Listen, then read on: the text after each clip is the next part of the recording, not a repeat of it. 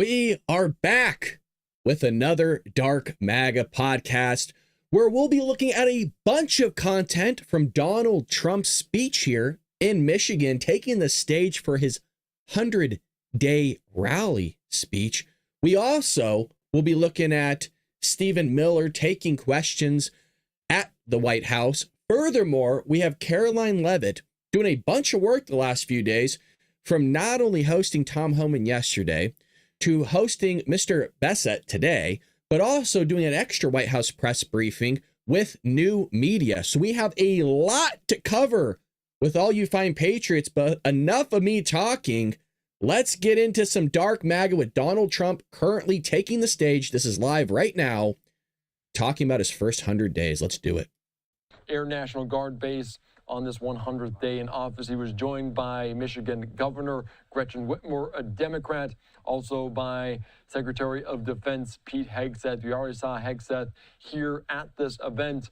There's no sign of Whitmer, but that is as expected. So plenty to get to, plenty of conversations around what is going on the first 100 days, the traditional benchmark for presidents during their term in office. Let's listen in here as President Trump marks 100 days in office on Live Now. Well, hello, Michigan. Hello. I love it. Oh yeah, baby.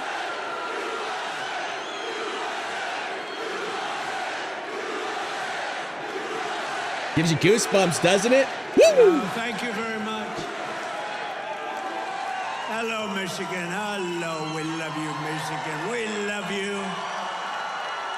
We just had the biggest victory in Michigan. They said, sir, it's going to be hard. Well, we won it twice.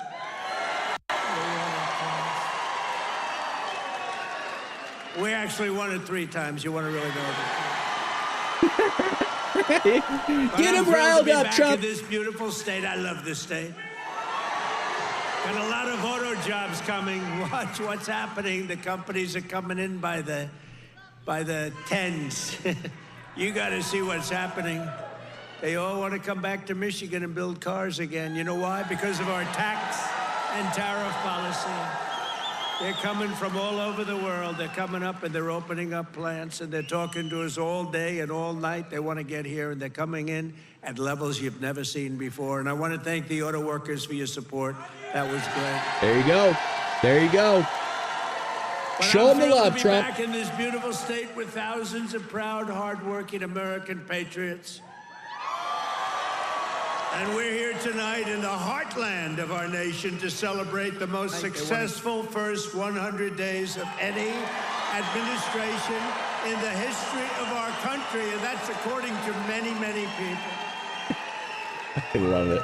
This is the best, they say, 100-day start of any president in history, and everyone is saying it. We've just gotten started. You haven't even seen anything yet. It's all just kicking in. And week by week, we're ending illegal immigration. We're taking back our jobs and protecting our great American auto workers and all of our workers, frankly. We're protecting all of our workers. We're restoring the rule of law, which was sort of out the window with this crazy guy we had. How the hell did that guy ever become president? Could somebody explain to me? Good question, Mr. President. Good question. There's my friend, Blacks for Trump. I like that guy. He follows me. He follows me. I'm drinking out of a China mug. We love you. Your whole group has been so supportive over the years. I want to thank you. Everyone thinks I pay you a fortune. I don't know. I don't even know who the hell he is. I just like him. It's true. Thank you very much. Thank all of the fellas. Thank them all. But we're ending the inflation nightmare, the worst that we've had probably in the history of our country, getting woke lunacy and transgender insanity the hell out of our government. That's right, baby. Get him out, Trump. We're stopping the indoctrination of our children, China. slashing billions and billions of dollars of waste, fraud, and abuse. And above all, we're saving the American dream. We're making America great again, and it's happening fast, too.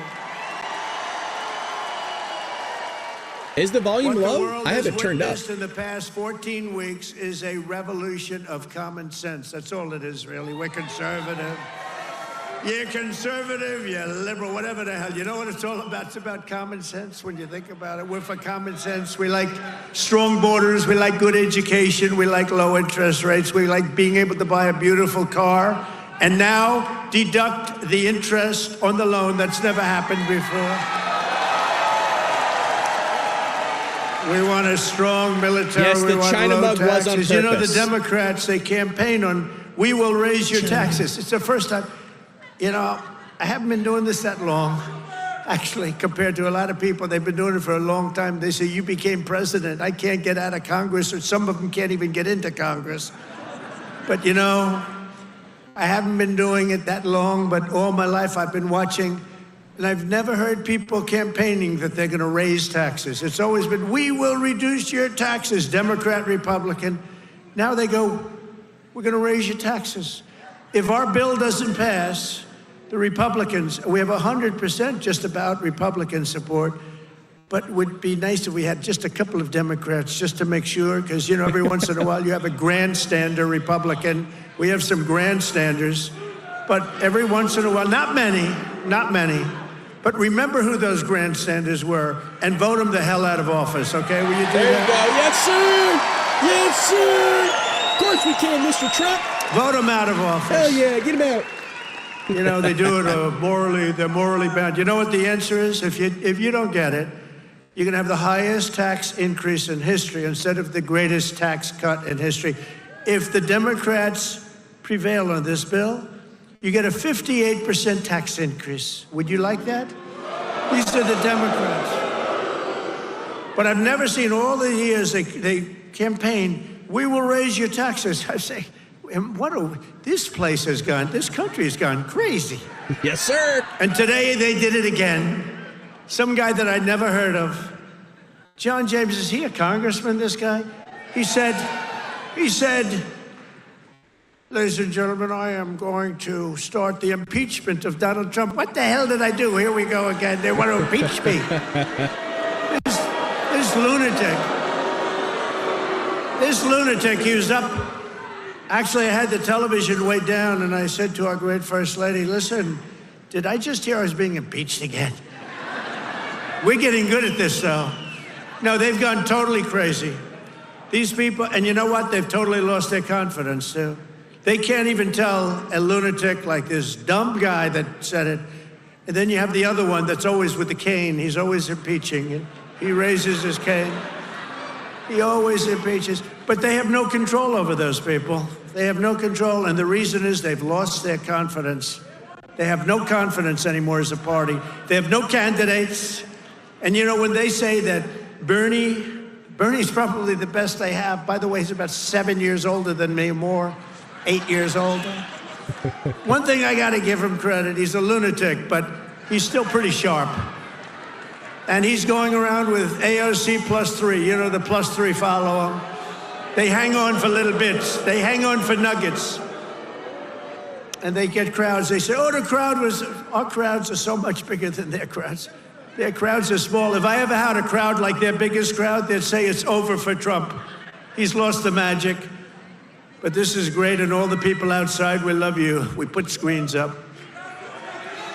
We're taking back our country from a sick political class that got rich selling America out and bleeding America dry. We don't let that happen anymore. No, sir. And we had 4 great years. We had the greatest economy in the history of our country. The stock market went up 88%. We did great. And we're going to do better now, because now we learned a little bit. After years of leaders who sent your money to defend the borders of distant foreign nations, that's what we did. We'd fight for other nations, but not for ourselves. You finally have a president who is defending our borders and our nation. This is what I wanted.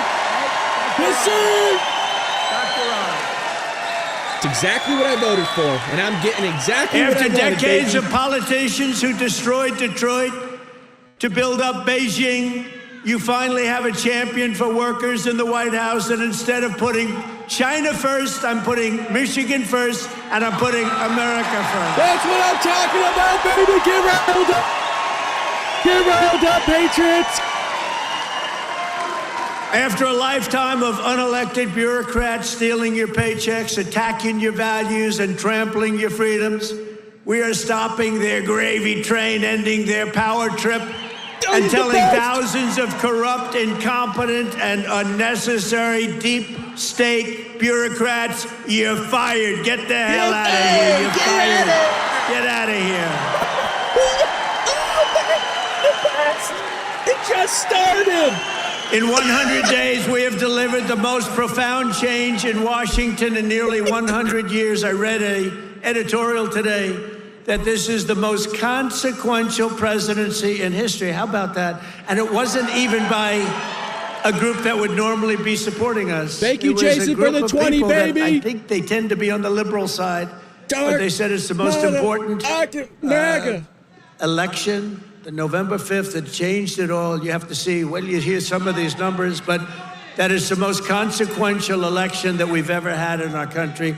And what a nice thing. I'm going to start again subscribing to that particular paper. Even if I don't read it much, I'm going to subscribe. Subscribe to the But BaldBrad it was a Show, very nice Trump. compliment, especially from them. They know who I'm talking about. We're ushering out the long reign of special interests and the radical left lunatics, and we're ushering in the golden age of America. That's what we have. I miss these rallies too, man. We have a lot of fun, Right? don't we? Front row Joe. Oh. Look at you, front row Joes. I miss you guys. I miss the campaign. You haven't changed. You've lost a couple of pounds. Oh, he's probably getting to one of those jabbers. You've lost a couple of pounds. You look good. And I have Mr. Wall here. This guy. How many rallies have you gone to?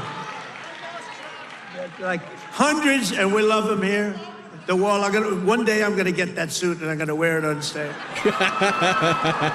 We appreciate it, fellas. Great. Thank you.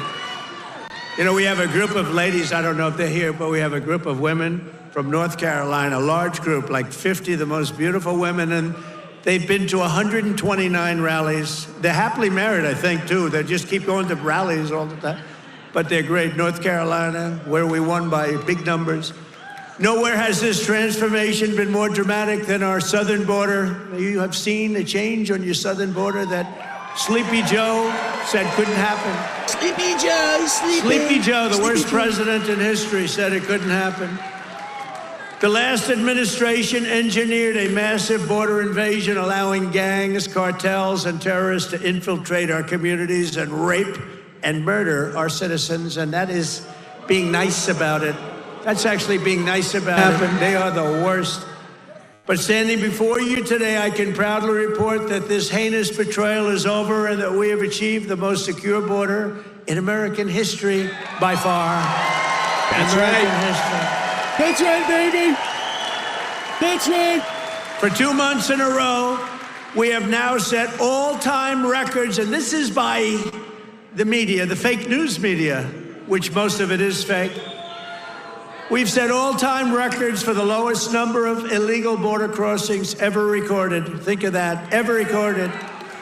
The number of illegal border crossers released into the United States is down, listen to this please, 99.999%. 99%. That's what I Think voted of that, for, man. 99.999. That's Three exactly what I people voted got for, in. baby. Winning. 3. And I got angry as hell at Tom Homan. How did you allow 3, Tom? I called up Christy. Christy Noem's doing a great job, Tom Homan. I said, how did you allow 3 people?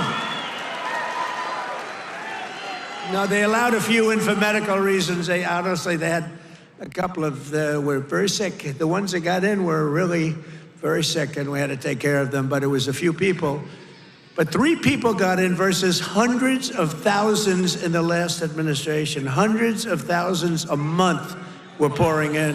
Biden had no control. Thank goodness he appointed a great border czar, right? Kamala. Kamala, she was a great candidate. She was fantastic. She's terrible, Trump. She's terrible. Joe Biden was down 35 points. The debate was not a good one for him. He said, you know, if I didn't debate, I could have gone all the way. He was down 35 points, and they decided to replace him. Nothing ever happens like what happens to me. It never happens to anybody else. I had to beat two candidates, so he's down. This is like you're in a fight. Dana White, the UFC, you're in a fight, and you're just beating the guy so badly, and they say, oh, let's put in another fighter. That's what happened. It's true. And I knew nothing about her. She was vice president, but nobody knew a damn thing about her. She had nothing to do with the border, even though she was appointed border czar. The great people, all of the great people, Paul and all of the border patrol people, they never spoke to her. They never heard about her. For 4 years, she never called. But there's never been such a difference in anything as the difference between the border today and the border, what it was just 6 months ago. So I want to say congratulations, America. It's about time. Thank you, Mr. President. Bill. If we had not won the 2024 election, oh, does that sound good, right? Yes, it does. We won the 24, all that. 3 more years, baby. The radical left Democrats would right now be importing the next 10 million invaders and giving amnesty to 30 or 40 million illegals, many of them criminals, many of them, frankly, murderers and people of crime at the absolute highest level. Real bad people.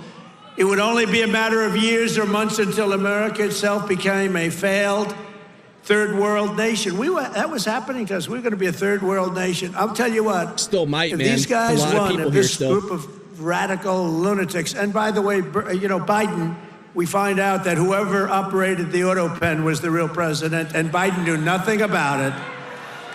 Yes, sir. You know, he had a group of radical left guys who were very smart, and a woman, a particular woman. Very smart people. These are not stupid people. These are sick people, but they're not stupid people. Psychos, and man. They were very smart. What they're best at is cheating at election. They cheat on elections. That's their single greatest trait. They cheat like hell. And let me tell you, they tried to cheat on this election, but we made it too big to rig. That's Remember? right, Too big to baby. rig. They tried. Yes, we did. I watched those numbers. We had Elon with us. Elon is a smart guy. Elon was with us. Elon Musk. And I was sitting with Dana White and Elon Musk, and I'm watching the numbers in Pennsylvania, and we're winning so easily. Then all of a sudden it flatlined. And I said, you know, I think they're cheating again. Look at this. What's going on? I think they're cheating again. And Elon looked at us. He goes, no, you're going to win. They just don't know it yet. And about 15 minutes later, we won. You know, damn right. Crazy. I'll never forget. You're going to win. They just don't know it yet. But you know what? We made it too big to rig. It was too big. Starting on day one, I deployed the U.S. military to defend our country from the invasion of our border. I shut down all migrant flights. Do you remember when we're talking about people coming in, they're trying to deny it, okay? So people are flowing in. They say, no, I don't see any people. It's like, what's Do you wrong? remember that? But then we saw airplanes going overhead. We said, what the hell are those airplanes doing? Big Boeing 757s were traveling right overhead, loaded up with people. I say, where the hell are those planes going? They were loaded up with migrants coming in illegally, flying in by plane, paid for by the U.S. government. We I'll covered tell it. you, We showed the body cam footage. They are sick. Yes, sir. Yeah, remember that day? That was the day we found out that not only do we have to defend it here, we have to defend it not only in the water, but we have to defend it in the air. The planes were going over us. I said, what the hell is that? I banned all welfare to illegals, and I signed an order that will end automatic citizenship for the children of illegal aliens. No citizenship. For years, Joe Biden and the media told us that stopping the flood of illegal immigration was absolutely impossible. He said it was impossible. It just needed a He didn't new know what the hell president. anybody was talking about. He said it was impossible, that the president had no power to stop what was needed in the form of legislation. He needed legislation. He had no power to get it. But it turned out that all we needed was a new president.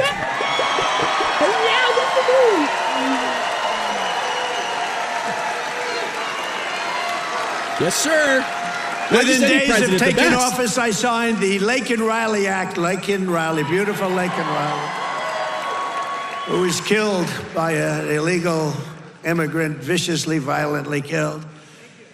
But I signed the Laken Riley Act to facilitate the expulsion of dangerous criminal aliens, and when necessary, we had to put them in jail. We couldn't take a chance that they'd come back in again. In recent weeks, ICE, who are great, these people are great, has arrested dozens of child rapists along with murderers, kidnappers, drug traffickers, and thieves, and frankly, people from mental institutions. We've Get him out, designated 6 murderous Mexican drug cartels as foreign terrorist organization.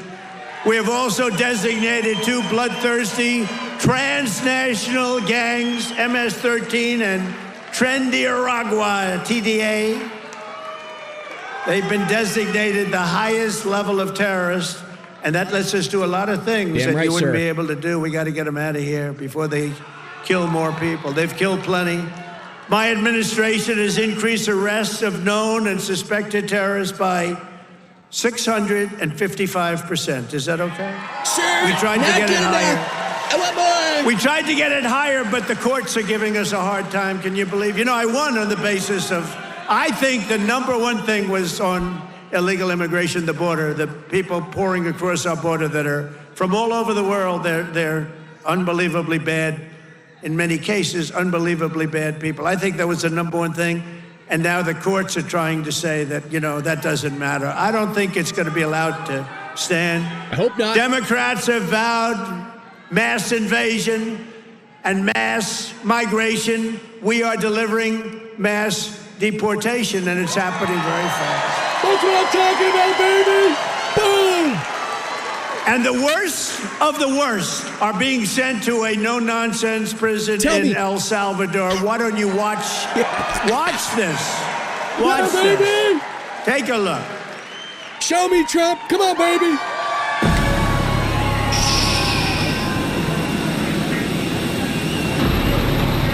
Turn the camera.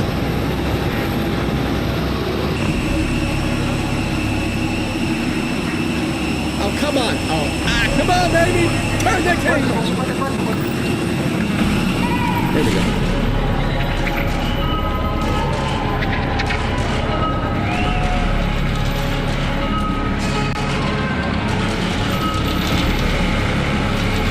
Get him out of here. How do we know they're criminals? How do we know that they're gang members? Gee, I don't know. Maybe the tattoo on their face might give it away. I'm telling you, some of these people are insane.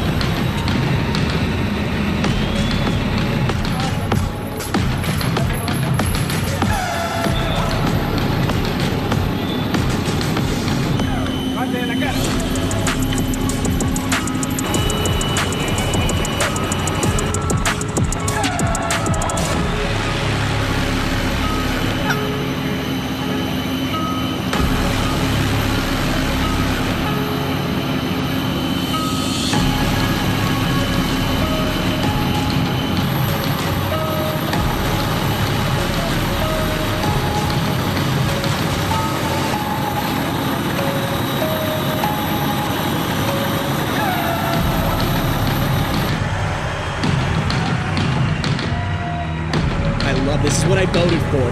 Exactly what I voted for, baby.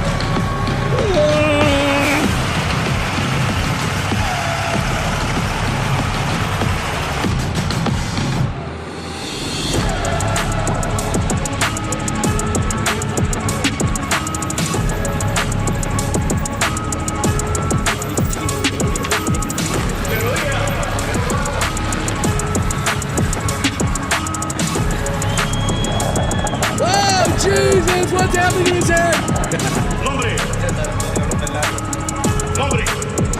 These are murders, man. Psychos. This is who the Democrats wanted in our country, folks. This is who the Democrats wanted. Still do, by the way. Look at these guys. Oh, they're just here for a good life. They're just a Maryland man. They're just flipping burgers. Yeah, the guy's doing community service. He's cleaning the streets. But yet he's, allegedly human trafficking, doing all these other things. These are murderers, sex traffickers, drug traffickers, selling our children off into forced labor and drug trafficking, sex trafficking, everything. No, they're good people. All these are good people, according to Democrats, you guys. No, come on, they're family men. They're just Maryland men, just flipping burgers. They're painting the neighbor's house. The old lady down the street, they're bringing her bread.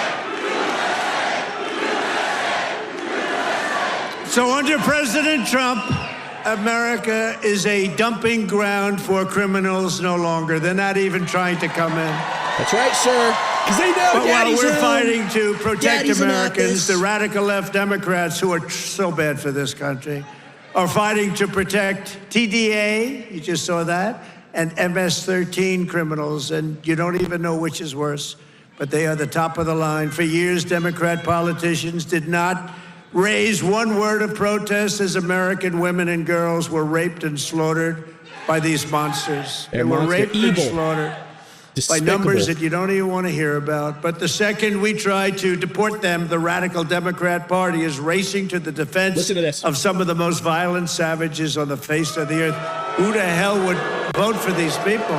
It's disgusting, sir. They're racing to the courts to help them. But this is not what the people want. This is not what they voted for in record numbers. I won the election. We won every swing state. We won the popular vote. And we got 312 electoral college votes. And just this month, 2 Venezuelan members of TDA, Nicaragua, were arrested in Washington state for kidnapping a 58-year-old woman driving a power drill through her hand. What? To extort her bank account information, shooting her, leaving her for dead. And miraculously, she just survived, but she's not feeling so well. No. In January, Nicaragua member in Chicago kidnapped 3 women, took them in an alley, lined them up, and shot them each in the head. They all died. And the FBI recently assessed that these vicious gangs have been sent by the foreign regime in Venezuela to foment violence and instability in the United States of America. Can't let that happen. And it's not just, in all fairness, not Venezuela. It's all over the world. It's all over. They come in from the Congo. They come in from Africa. The Congo, they've emptied out their prisons into our country. But they come from Africa, Asia, South America. They come from all over bad parts of Europe.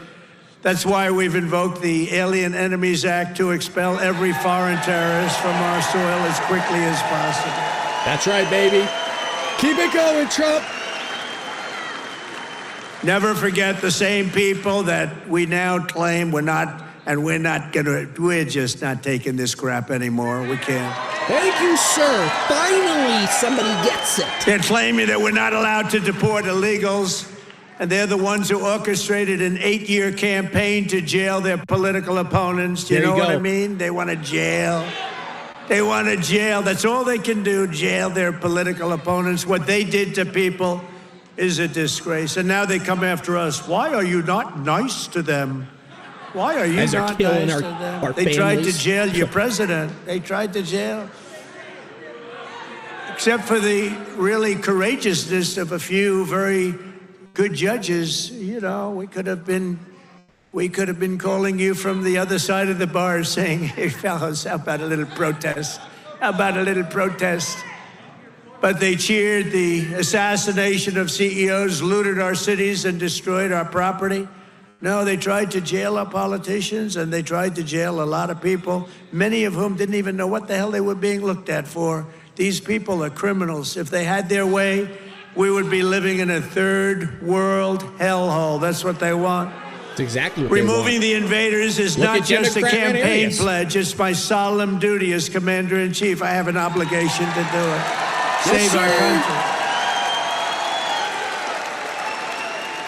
And that's why we got, despite the fake polls, you know, they do these polls where they interview far more Democrats than Republicans. I saw them over the last few days, and I had them checked out. They interview far more Democrats for the polls. They interview Democrats by big numbers and then Republicans by small.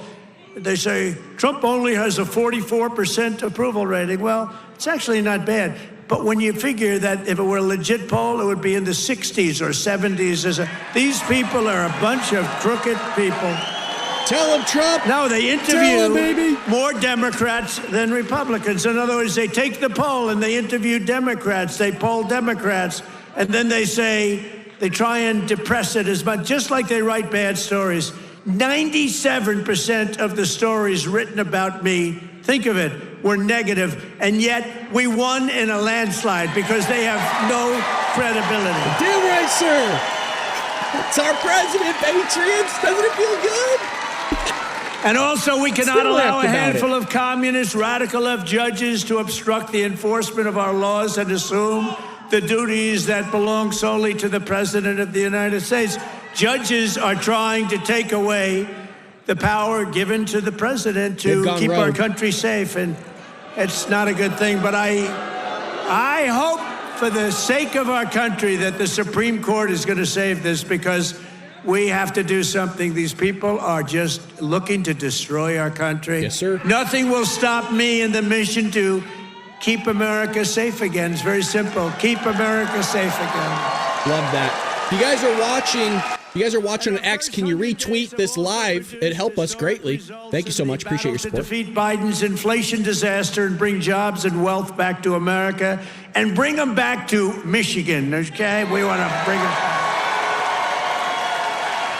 As an example, since I took office, the cost of eggs is down 87%. Now, right? You remember a few weeks ago, before Thanksgiving, before we heard about it, I heard about it a long time ago. Before Thanksgiving, I heard about it. And then I was hearing that I wasn't president. This guy was barely president. Nobody knew, was he president? Who the hell was president? To this day, I say it was the one that operated the auto pen, but what do I know? But I was hearing about eggs, and then all of a sudden we have a great election victory. And my first week in office, they start screaming at me, "What about the price of eggs?" The first 30 minutes, actually, they started screaming. I said, "I've only been here for 6 days. I was there 6 days." I said, "What's wrong with eggs?" They said, "The price of eggs has gone through the roof, and you won't be able to have them for Easter."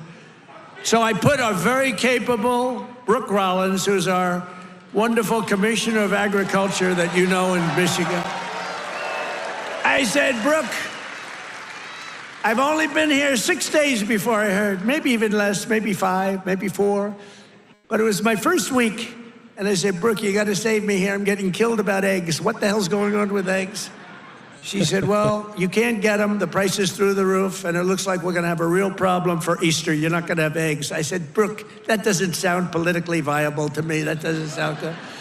Because nobody's going to believe me when you get out there that it's Sleepy Joe Biden's fault. So, Brooke, you got to get going, Brooke, please." Sleepy Joe. And she did a great job. And you had so many eggs for Easter, and your price was down 87% from that point. Where are the Democrats complaining now? You don't hear anything about eggs. Prices are coming way down. You know, the fake news doesn't say. They said, he pledged. Now, I pledged safe borders. I pledged all sorts of things. But they said, he pledged to bring prices down. Well, that's what I've done. They're trying to say the prices have gone up. Your energy, your car, your gasoline, they have 3 states this week, a couple of days ago, that California's were up. $1.98 a gallon. I haven't seen that. So gasoline prices are down by a lot. That's right, sir. Energy prices are down. Mortgage rates actually just went down. Prescription drug prices just saw their largest monthly decline ever recorded. How about that? What can't this Remember guy do, what baby? you heard. He's the best. Prescription drug prices just took the biggest plunge ever since they've recorded the prices, which have basically gone up, except for my 4 years. They did pretty well. But we got to know that system. The system is a bad system. But they just took the biggest dive ever in the history of prescription drug prices. Think of that. That's a big thing. I got to say it again and again, because they will never tell you that. The fake news will never tell you that. Grocery prices have gone down. Everything's gone down. And yet I saw this person on MSDNC, which I think is probably even worse than CNN. It's probably worse. Probably worse than CNN. But I saw this horrible anchor. How these people get jobs. I wouldn't hire them. to do the most menial of chores. But I saw this person, he campaigned on bringing prices down. Every price has gone down. What am I going to do? I mean, think of it. Gasoline was almost $4 not so long ago. And now, Mike, we just hit $1.98 in a lot of states. Think of it. And they're saying, and you know what? And inflation is basically down. And interest rates came down despite the fact that I have a Fed person who's not really doing a good job, but I won't say that. I want to be very nice. I want to be very nice and respectful to the Fed. You're not supposed to criticize the Fed. You're supposed to let him do his own thing, but I know much more than he does about interest rates, believe me. Core inflation has reached the lowest rate in 4 years, and last month we had the largest drop in consumer prices since the pandemic. This is all done in 100 days. Think of that. This is all done in 100 days. But when you watch the fake news, you see fake polls. Again, they poll more Democrats than Republicans. Democrats aren't going to say, I'm going to vote for Trump. And we still got 45, 44%. But on the legitimate polls, I think we're in the 60s. I think we're in the 60s or 70s or something. In 3 months, we have created 350,000 jobs. Think of that. For the first time in recent memory, job gains for native-born Americans now exceed job gains for foreign workers. This is for the first time, and nobody even knows when, Americans now are doing better than foreign workers. How about that? I mean, that's okay. I want everyone to do well, but that's okay. Thank you, Mr. President. And to curb inflation, we're cutting a record number of job-killing regulations. We beat in the 4-year first administration, which was a tremendous success. We cut more regulations than any president in history, including two-term presidents, including Roosevelt, who was more than a two-term president. We cut more regulations than any president in history in one term, and now our second term. And, you know, I don't know why. It was so important to win because they used to say, the fake news, to be a great president, you have to serve 2 terms. So now we're going to serve 2 terms. Now they've taken that one. Cross. Right? Right, Dr. Oz? Cross that one off. Cross that one off. No, they say it all the time. When I was out, they say, well, they go on through.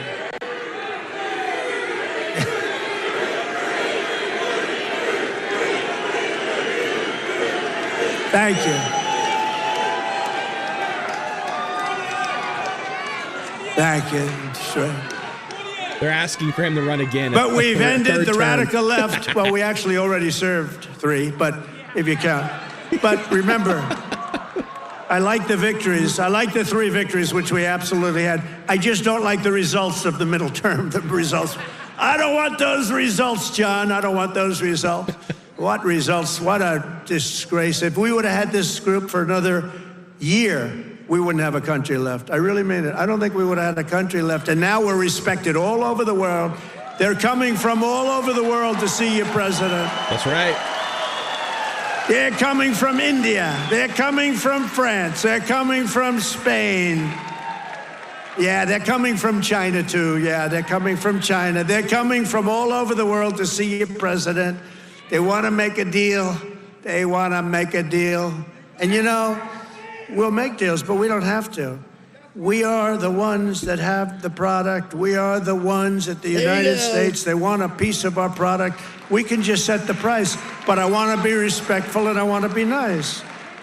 But if it takes too long, I'll just set a price. Say, you could buy or you don't have to buy. We lost, think of this, we lost billions and billions of dollars a day. Billions, not millions, billions of dollars a day. And under Sleepy Joe Biden, what's better, Crooked Joe or Sleepy Joe? Ready? A poll, a free poll. Because these pollsters are so corrupt. This is a real poll. We're going to poll Crooked Joe or Sleepy Joe. Ready? What's a better name for us to call him? Sleepy Joe? Well, we got Patriots in the chat. Crooked Joe. Wow. I like Sleepy Joe. I like Crooked Joe too. Crooked Joe wins. Sorry, guys. It's Crooked Joe, baby. I'm not surprised. This happens. I sort of loved Sleepy Joe. Me You know, too. just had a nice ring to him. I agree, sir. Because he had one ability I didn't have. He goes to the beach, right?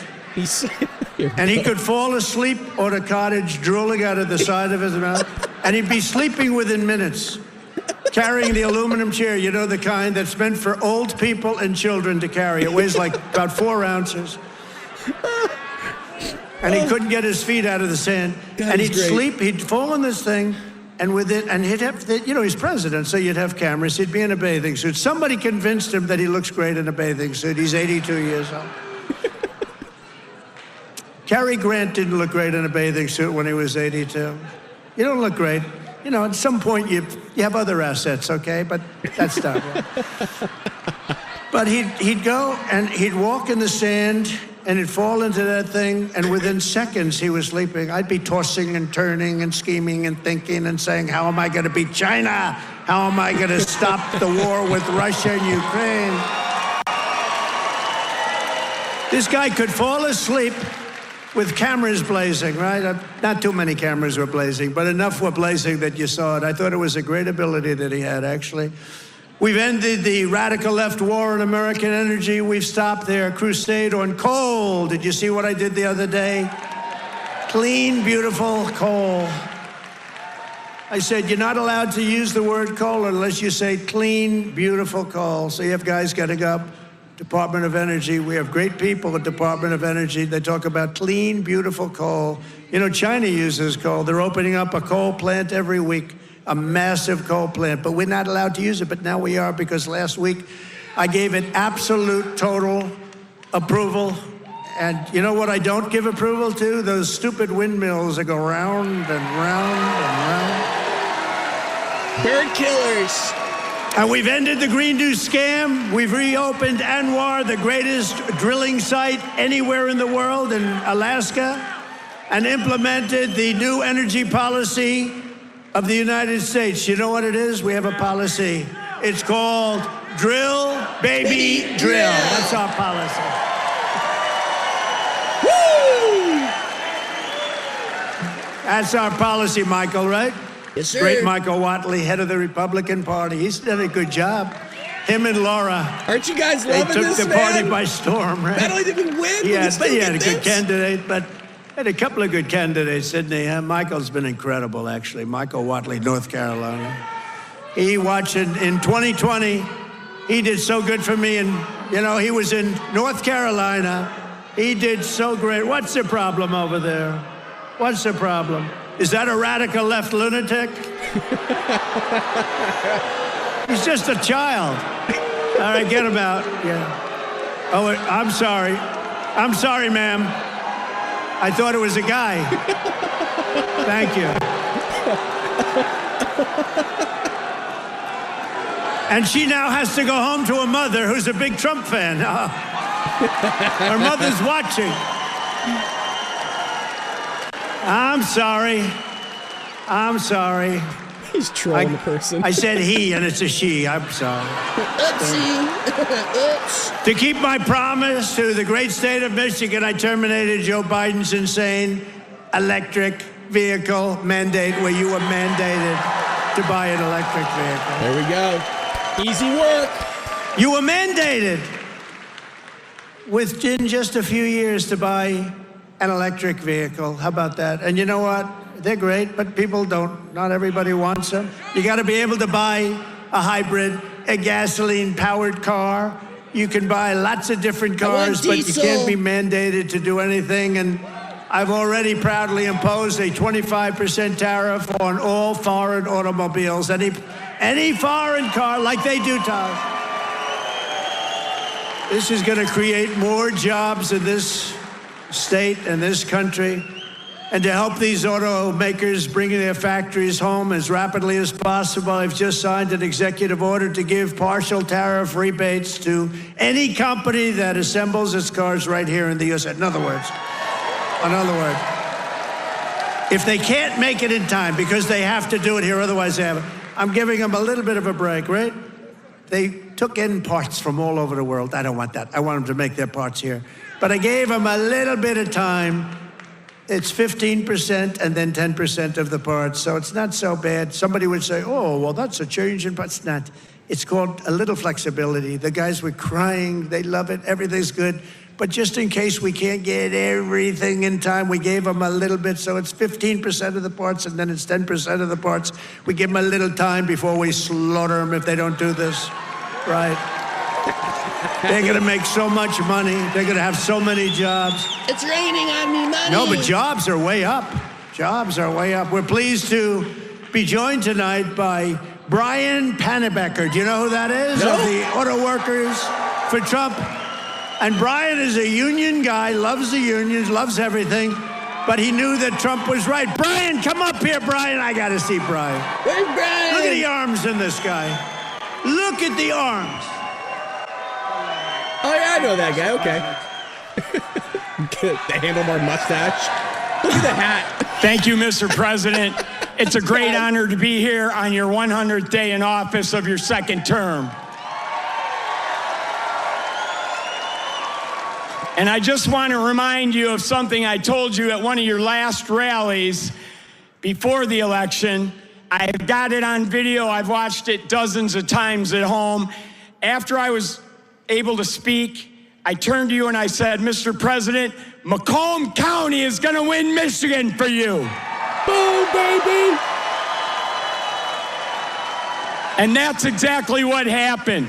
We had a margin of victory of 70,000 votes in this county alone. Not too bad. Thank you, Macomb County. I love that. You know, I met President Trump 8 years ago in Novi, and we had never met before. And as I was stepping towards him backstage to get my picture taken, I knew I only had 10, 15 seconds to say something to him before we got our pictures. Fortunately, my son was standing behind me, so I've got a witness to this. And I said, Mr. Trump, we've got the keys to the White House waiting for you in Macomb County. And he kind of chuckled. He said, oh, yeah, how's that? And I said, well, Macomb County is the home of the Reagan Democrats. If you come to Macomb County and you ask for their support and you get it, you might win Macomb County big enough to carry the whole state of Michigan. And that's exactly what he did.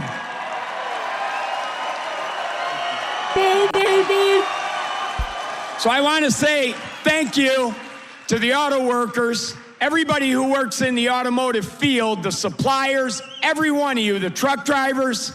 Thank you so much for supporting the greatest president in our lifetimes. Yeah, that's right. Ain't that right, Patriots? Now, 3 more years, man. I've got a little business announcement I want to make. I hope the president doesn't mind. But when I was backstage with him earlier and got my picture taken, I said, Mr. President, I've got a deal that you can't refuse. And he said, what's that? And I said, well, I'm writing a book, and it's going to be about my political journey. I've been involved in some things here in Michigan, conservative causes like right to work and the Michigan Civil Rights Initiative. And I said, you have a publishing company, Winning Team Publishing. It's run by Don Jr. and his partner. I said, I'll agree to use your publishing company if you agree to write the foreword to my book. He stuck out his hand and said, I'll do it. Oh, we gotta get my book in there. That's how you Trojan negotiate with the best negotiator in the world. So listen, I got one last thing to say. All of us have a job to do. Number one, we have to win the 2026 elections. It has to happen.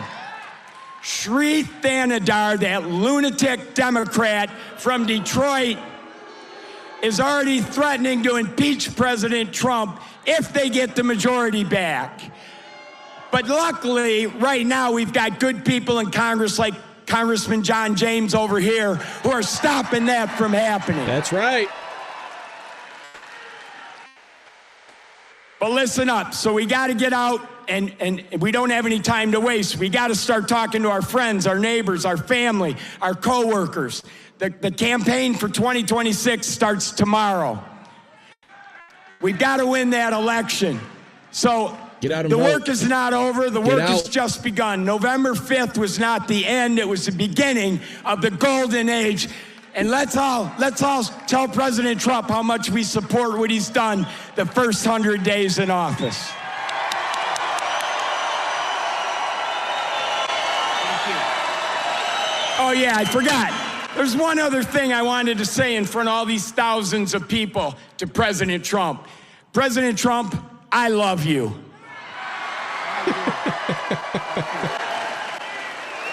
That's great. Thank you. Good man.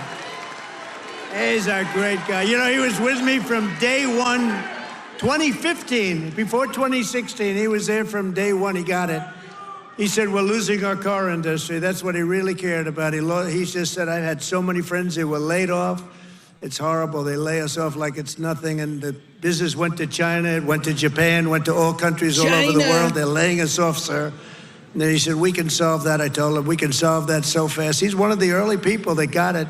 And we've solved it. We're going to be doing numbers that nobody's ever believed. We'll be the number one in the world again. Nobody can believe it because we have been beaten up so badly by these countries that have rigged the whole thing. They fight like hell. They're smart. Their product is good, but our product's going to be a lot better. We're going to do something that nobody believes, and he saw it right at the beginning. So I appreciate it, Brian. And he was there at the I love the guys from the beginning. I love those early guys. Those guys are right there. They were there from the beginning, too. No, you're going to see numbers, and you're already seeing them. Look, you know, we have many Hondas coming in, and they're coming in. We let them build their cars here. We don't want them to build them in Japan. We love Japan. We don't want them building them in Japan. We want them to build them here. We want China to build them in here. You'll build them right in here. That's what they've done to us for 40 years. Right. And they've drained us. Now we're doing it to them at a better level than they ever dreamed possible. To further rebuild the industrial bedrock of our country, I've imposed 25% tariffs on foreign aluminum and steel. It's keeping our steel mills going. I did that. If I didn't do that with steel in the my first term, we wouldn't have a steel mill in the United States right now, and everybody knows that. I did it for washing machines, too, by the way. That's why I asked the people at Whirlpool. They were going to close. They were in deep trouble. I did it because they were dumping machines. I did a 50% tariff, was going to raise it to 100%. They didn't even have to bother. They became a tremendously successful company overnight. They were ready to close. They came to me with tears in their eyes in my office early on, first term. And we're doing it now at levels never seen before, and the results are going to be even better, because we've been abused by friend and foe. And in many cases, friend has abused us more so than foe on trade. Taking advantage of us. So I want to just let you know you're going to be very proud of this country very soon. And with my China tariffs, we're ending the greatest job theft in the history of the world that any country has ever taken from another country. And that doesn't mean we're not going to get along. We get along with China. I mean, their tariff now is at 145%. So essentially, that's a big difference between that and zero. True. But I think it's going to work out. They want to make a deal, and we're going to make a deal, but it's going to be a fair deal. It's not going to be a deal that we lose $1 trillion a year like they did with Biden. That guy was so bad. He was so bad. Under Biden. And remember this, we were losing $5 billion a day on trade, and now we're making money. We're actually making money instead of, do you know what 5 billion, think of it, Mike, how many pillows do you have to make to lose $5 billion? You could make them for 1,000 years. No, we were losing $5 billion a year. Now we've got it where we're making money, and the tariffs haven't even really kicked in. The 25% on cars have. But you know what that means? That means that you're going to make the cars. We don't need the cars from outside. When they say, oh, sir, we want to send you a lot of cars. I said, we really don't want your cars.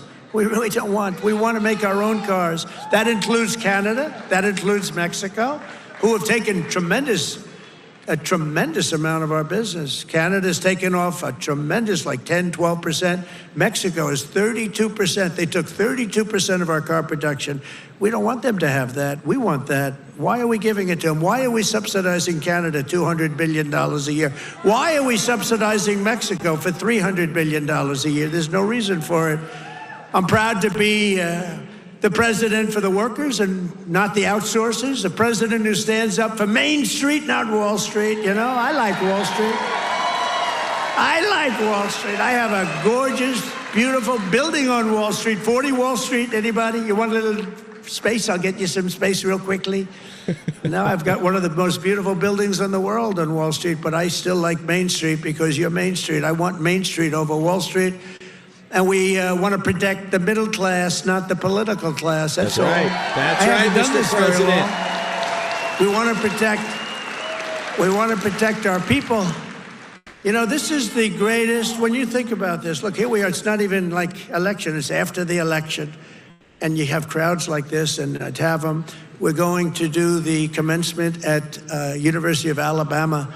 And they just called and they said, it's going to be the biggest crowd we've ever had we've never had a crowd like this. And I'm doing it at West Point, and they called and said the same thing. We love West Point, we love University of Alabama. We love Alabama. You know what I won Alabama by? Like almost 50 points. So when they called and they said, would you like to do the commencement? I said, okay, I'll do it. But they're going to have the biggest crowd they ever had by maybe 4 or 5 times, they told me. Thanks for all of the things that we've done and to our policies. Trillions of dollars are now pouring into the United States because of common sense, just common sense. Apple, great company, was building everything in China. Now they just announced that they're spending $500 billion to invest in America, not in China. That money! My friend Jensen from NVIDIA, they're spending, you know what NVIDIA is?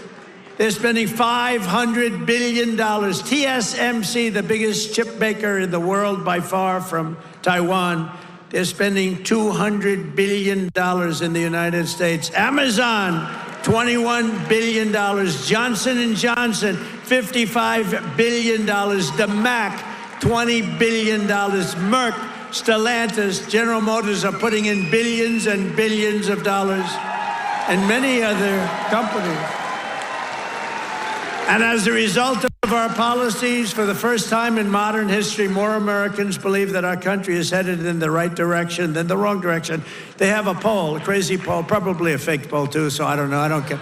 But first time ever, I think ever, that they're saying the country is headed in the right direction. Has never happened before.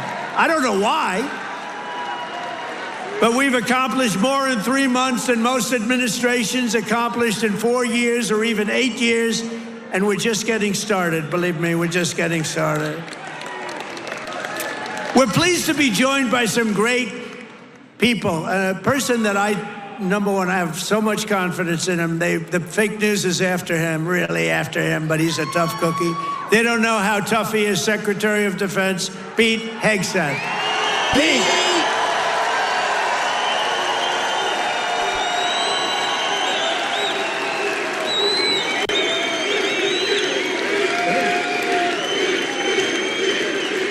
Wow, that's pretty good. How are the Houthis doing? Not too good, right? Our new administrator of the Center for Medicare and Medicaid Services, somebody that everybody knows, but this guy, you know, the show was a big success, but sometimes it hurts your image to have a television show. He's the top, he went to Harvard. I shouldn't even mention that anymore because that used to be a good thing. Today it doesn't mean much. But he went to University of Pennsylvania Medical School, top student, top doctor, top everything. One of the smartest guys in medicine, also a big star, Dr. Mehmet Oz. Dr. Oz, thank you, doctor. Thank you. A man who waited today, just came here. He was all sweaty and grimy. I said, what the hell happened? He ran into the building because he wanted to vote in Congress. And I hear we passed the vote. John James by a lot, right? And thank you for making it here. He had a vote. I said, John, do me a favor, stay and vote. We're voting essentially on the big, beautiful, that gorgeous, big, beautiful bill. I said, you know, I want you there badly, but you got to vote, please. So thank you very much, John. Good job. Michigan House Speaker Matt Hall. Matt, thank you. Thank you, Matt. Michigan Senate Republican leader Eric Nesbitt. Thank you, Eric. Thank you very much. Michigan GOP Chair Jim Runstead. Thank you, Jim. Good job. Nice tie. Nice tie. Thank you, Jim. Great job. One of my favorite he's the people. I best. mean, we just had such success. You know, we had so many votes stolen in 2020, and then this guy came in, and they didn't steal him from his state, North Carolina, I told you. But they didn't steal him. He had 601 lawyers, and they had lawyers at every voting booth. And I said, who is that guy that did so well? Because we won the state. Other states, you know, they inched us out, and, you know, at the end, they just inched us out, crooked as hell.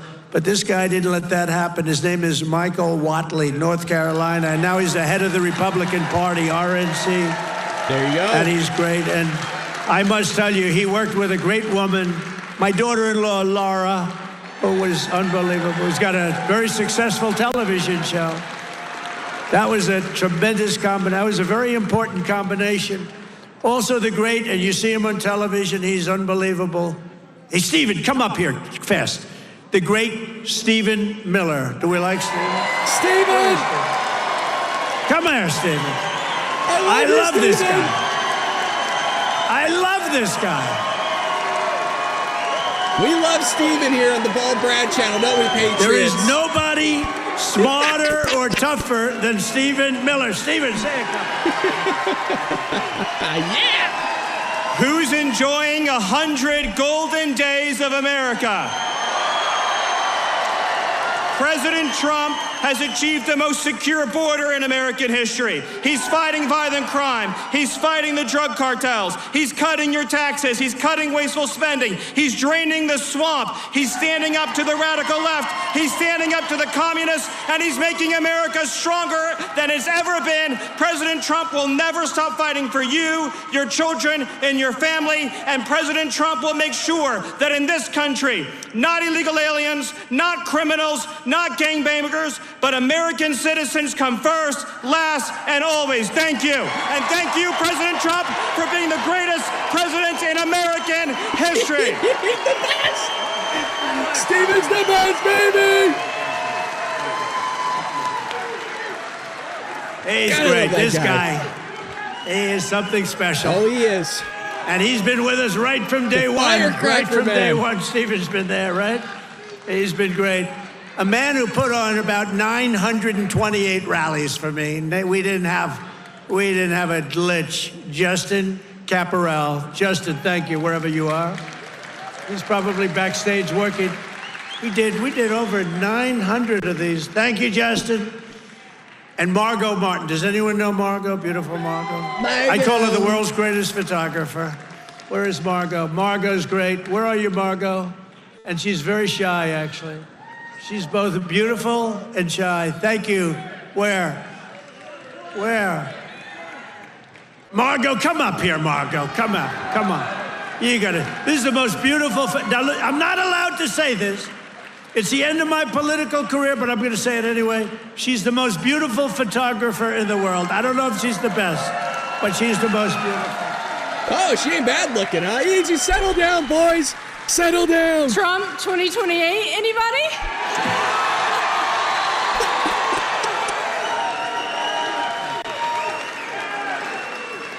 People love Margot.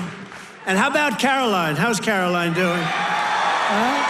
How is our Caroline doing? Caroline has taken the world by storm. She's taken it. And, you know, we have a man here that I don't know, but he's defending me all the time on CNN. And he defends me really Scott well, Jennings? but he can't go too far, because if he goes too far, he'll get fired. I said, you're amazing. You can take it right to the edge. And he really does a good job. He's not allowed to go any further. He would be Scott? off, you know, if he really went totally crazy, which he'd like to do.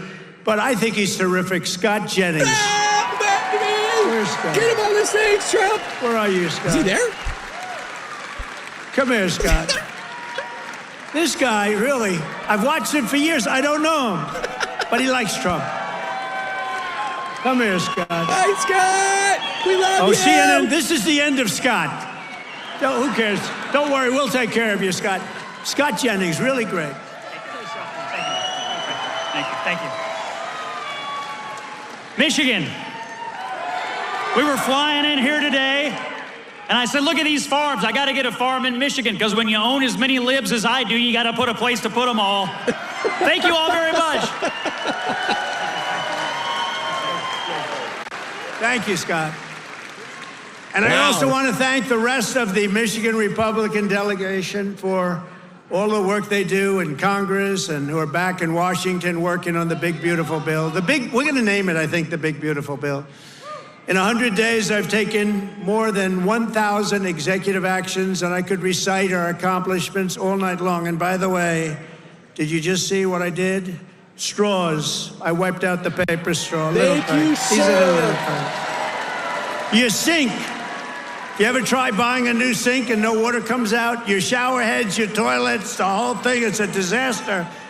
We now have it so you can have as much water as you want, because it's not an environmental problem. You have areas that can't get rid of their water, and yet they put restrictors on them. You used to take them off, but now you can't because they're welded in, but now you don't have to worry about that because we've opened up your faucets and we've opened up, especially me. I don't like taking a shower where the water goes drip, drip, drip onto my luxuriant hair. I need a lot of water. I need everything I can get. I don't need to be under a shower trying to get water to come out of that damn thing. So we've opened up the shower heads, the faucets, the toilets, the washing machines that don't give you water. All of that stuff has been opened up, and we're giving you gas ovens, gas stoves, if you like. Thank you. No common more sense. Thank you, sir. Electric. You can have electric if you want. I have a lot of friends, they like gas better. You're supposed to sell your gas stove or get it, I don't know, who do you sell it to? Maybe another country, because we're the only country that would be so stupid to that. But the stoves now, you can have gas stoves, all you want. Put 4 of them in your kitchen. I couldn't care less. It's all common sense. People were so angry about that. Remember? They were all angry. Can you Get hear rid me? of your gas stove. You have to go to electric. There's something they have with electric that's amazing. And by the way, Elon makes a great car, but not everybody's going to want it. Leave it up to the people to decide. That's what I love about Trump. They all say, oh, Let me buy what I want. Trump is, maybe he's under the thumb of Elon. Do you think Elon was happy about ending the all-electric mandate? I don't think he was too happy, but he's a great guy. Honestly, never said a thing. He says, let me just compete fairly. By the way, it's not fair what they've done to him, too. Nope. That is a disgrace. That's Joey's fault. But he's a great guy. And he's really helped us. And they've saved $150 billion on waste, fraud, and abuse. More than that. So we want to thank him. He's an incredible guy. Anybody that can land a rocket ship. I saw this thing come in. I said, you got to be kidding. This rocket's coming in. Most of them go right into the ocean. But he lands it. I was on the phone with somebody talking, and I saw this thing coming in. It's spinning out of control, coming down. It's all burning. It's on fire. Looks like hell. I said, well, just another rocket going into the ocean. And then all of a sudden, you see the fire pouring out of the engines, and it starts to slow up, slow. Then it's straight. Then it starts moving over a little bit. Then I say, oh, no, it's hitting the gantry. It's going to hit. And the engines go, straightens it out. And it gets hugged like you hug your beautiful little baby, right? And I said, who the hell did that? It was Elon. Looks like your little baby. And he told me, you don't have a space program if you have to drop $1 billion machine into the water every time you fly. You have to save those suckers. So he does. He's an amazing guy, and he's a great American, and he loves our country, he loves you. And he's paid a big price to help, but I have a feeling it's going to end up being good for him, actually. I really do. I established the new Presidential Commission to Make America Healthy Again, chaired by our new Secretary of Health and Human Services, Robert F. Kennedy Jr. He's doing a good job, Dr. Oz, right? He's doing a good job. And he's a little bit different, but I want to tell you, he's a great guy. He's a great guy, and he loves this country. Just last week, Bobby announced that we're banning 8 major artificial dyes from our food supply. Sounds good to me. Me too. Me too, sir. And on day 1, I created that right now very successful Department of Government Efficiency headed by Elon. That was a big thing doing that. I mean, the numbers are really incredible. Doge. So it was a very big thing. We terminated the left-wing money laundering scam known as USAID. How about the money that was going out? How about the money that was going out? Billions and billions. They were giving individual people billions of dollars. Can you believe it? People that had nothing, they got $1 billion. One got $2 billion. $2 billion for the environment. Had $100 in the bank. You got $2 billion. Not $2 million. You know, $2 million would have been a lot. 200,000 would have been a lot, but it would have been fine. $2 billion. And we directed all federal workers to return to the office in person, or unfortunately, they're fired. You're fired. You're fired. Fired. You know, some of these guys got their golf handicap way down during the so-called time where they're supposed to be working at home. You know, they weren't working at home. Who the hell would work at home? How do you work at home? It's terrible. And we found a lot of them where they had second jobs. They were just taking us for a ride. They're all taking us for a ride. The foreign countries were really taking us for a ride, both on military and on trade. But we stopped it, and we're stopping it. I withdrew from the unfair and ridiculous Paris Climate Accord, where we were paying trillions of dollars. We would have spent numbers like you wouldn't believe, and China wouldn't have spent anything. Russia wouldn't have spent anything. India wouldn't have spent, but we would have spent over $1 trillion. I withdrew from the corrupt World Health Organization, where we were paying $470 million. And China was paying, with a population quite a bit larger than ours, thank you. The problem with us, we have no idea what size our population. They allowed so many people on under Biden. But let's assume it's 325 million. China's 1.4 billion. We were paying $470 million. Isn't that crazy? And China was paying $39 million. And China was running the whole show. So we get shafted. So I said, no, thank you. I withdrew. They offered me to sign up at $39 million. I still said no because it was sort of scammy. I didn't like it. And Biden came back in, and he signed up. And they knew we could have signed up for $39 million or less. He came back in and he signed up for the same as what they were paying before, almost $500 million. Because he's crooked. That's a lot of money, but it's nothing compared to the trillions of dollars that they waste. But that's the way it is. They know they can sign up for less. They don't even care. It's like they don't want to have the conversation. And you're talking about a $450 million difference.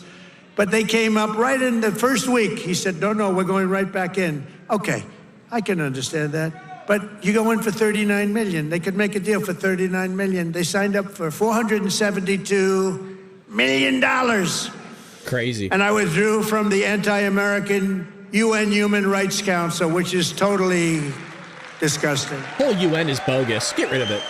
They don't do In 3 anything. months, my administration has brought home 46 American hostages and citizens detained abroad. We paid nothing. We don't pay. Wow. We don't pay. You know, if you pay, those kidnapped. I don't mean to pause, but that's a huge thing because he's given away what we did. I didn't know. Nobody knows what we gave up for these hostages. So that's actually news to me. I was waiting to hear what we gave up. He might have let that slip. We didn't pay for anything. This is great. But I'm curious what we still gave up for these hostages. Hopefully nothing, but hell, okay. That's go way up. We don't pay. Every time Biden brought people back, he paid $6 billion. $6 billion. Wow. $6 billion. 3 times they brought back 3 hostages. Oh, how is it? There's some breaking I think news. it's a fair deal. What do we pay? $6 billion. Wait a minute. For 3 people. $6 billion. $6 billion. That's insane amount of money. It's not right. I mean, it's just not right. They have no idea. Honestly, grossly incompetent, stupid people. More than Biden brought home in 4 years. We brought more back in just a matter of weeks than Biden brought home in years. And he paid a fortune and we paid nothing. We got Mexico to turn over 29 of the biggest cartel leaders in their country. If you're enjoying this Patriots, and we're charging Mexico and Canada and China share it. Big tariffs because of the fact that they've allowed fentanyl to come in and poison our country. They're paying a lot of money for that. And because of that, you'll watch, it's going to stop. It's already slowing down. Within 6 weeks, we also apprehended the terrorists responsible for the attack that killed 13 American service members, known as Abbey-gate. I got to know them. It's terrible. I got to know those families very well. They're devastated. During the disastrous withdrawal from Afghanistan and brought him home. I mean, we brought this guy home to America. We got the guy that did it. We got him. They were looking for years, but we got him. It took us to get him. We got him in the first month. Brought him home to face justice. And it was that gross incompetence that probably led Putin to go in and attack Ukraine, because they were never going to. That was never going to happen. If I were president, the Ukraine-Russia war would have never, ever happened, not even a little chance. We have ended the weaponization of law enforcement and fired Joe Biden's handpicked, these are pro-crime U.S. attorneys, except if it's a political person like me. You know, I was under investigation more than the late, great Alphonse Capone. Al Capone was the greatest gangster of them all. If he had dinner with you and if he didn't like you, you were dead. You were a dead person. You'd be under a foundation somewhere in a nice big building or sports center going up. Jeez, and I spent far more time under investigation than Alphonse Capone. How about that? You like that? I didn't like that. I didn't like it. We removed senior FBI officials who were corrupt and misdirected the resources they sent to SWAT teams after grandmothers and J6 hostages, what they did to those J6 hostages. And they did nothing to the people that took over Portland and took over Seattle. They literally took over a big portion of Seattle, or in Minnesota, Minneapolis, you remember that disaster where they said, no, this is a peaceful rally. The CNN lunatic anchor, the guy has about the personality of an ant. This is not a man meant for television. He said, no, the rally is quite peaceful. Then he got hit with a brick or something. And over his shoulder, the entire skyline of Minneapolis was burning. You remember that one? The entire skyline was burning.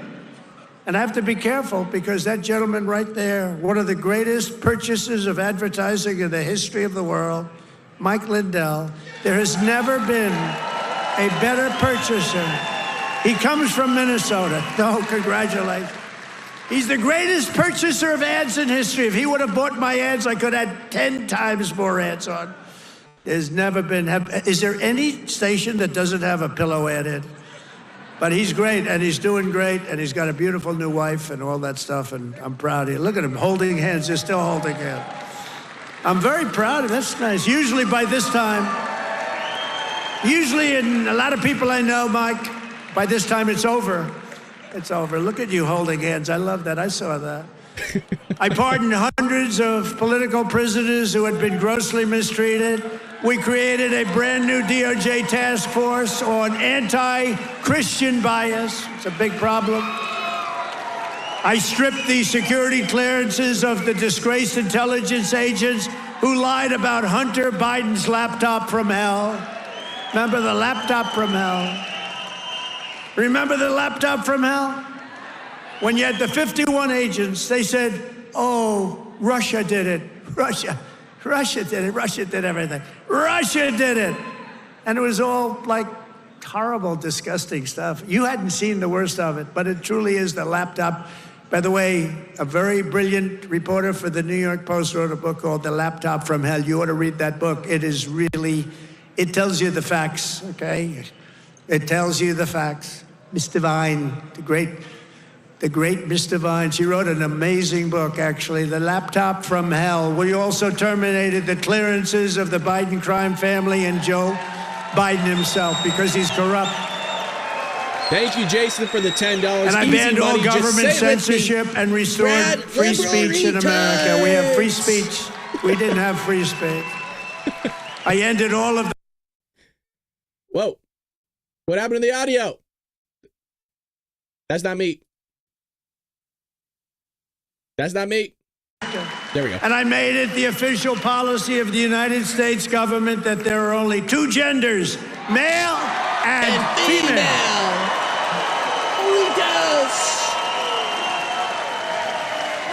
And the really easy one, this was the easiest one I had. I banned men from competing in women's sports. Boom, baby! You know, they always say that's an 80-20 issue. No, it's about a 97-3 issue. Probably right, actually. I also Democrats proudly support what banned he the did. use of puberty blockers and other chemical and surgical. Right? Protect the kids, common sense. Thank you, sir. All these mutilations of our minor youth, I banned it all. I signed you. executive orders to abolish critical race theory and transgender insanity from our schools and from our military. We fired the woke boards of visitors at our military academies. We have great people running our military academies now. And I've directed the reinstatement of patriots expelled from our military by the Biden vaccine mandate with full back pay. There you go. There you go, sir. After years of missed targets, our military suddenly has the best recruiting numbers in 30 years. Every branch is setting records. Don't think of that. 6 months ago, you and I were reading Listen to that this. nobody wanted to join the military, right? Now, we've just set a record of recruitment that's stuck. We have a waiting list of people that want to go into our military, and we have a waiting list including for police and firefighters, because our country has spirit again. That's we right. have spirit. It gives you goosebumps, doesn't it? Our country has great spirit again. Last month, I signed a historic executive order to begin the process of eliminating the Federal Department of Education and send education back to Michigan. We're going to send it back to our states. There you go. Right? We're going to send it back to our states to run. I mean, how the hell bad can we do? We're like in last place. They do badly, you're going to do better. They're going to do great, though. I think they're going to do great. I'm very proud of it. Linda McMahon, by the way, is doing a phenomenal job. And I signed an order making English the official language of the United States of America. I ordered the release of all remaining files related to the assassinations of Presidents John F. Kennedy, Robert Kennedy, and Martin Luther King Jr., and they're all out there. I don't know if he released all of them yet, did he? I thought he only released some. And I made myself very unpopular in Mexico by renaming the Gulf of Mexico the Gulf of America. Oh! Yeah, baby! And we are restoring the name of a great president, William McKinley, to Mount McKinley in Alaska. It's a very good president. And you Italians are going to love me, because just yesterday I brought back Columbus Day in America, especially for Italian Americans who were so badly treated by its removal. I also signed an order to require proof of citizenship to vote in American elections. That was easy. And the Democrats fought me on that. Think of it. Crazy. Why would they want no voter ID? Because they want to cheat. There you go. Why would they want to have no proof of citizenship? We don't want it. We trust everybody. No, they want to cheat. That's all they want to do. Think of that. No voter ID. In Michigan, you must never allow ranked choice voting to be here. Never. We've done this all in 14 weeks. That's one. Remember that. 100 days. We've done all of the things that I named and a lot more, and we're counting, and it's going to be better. Wait till you see the results of some of the things that we're doing.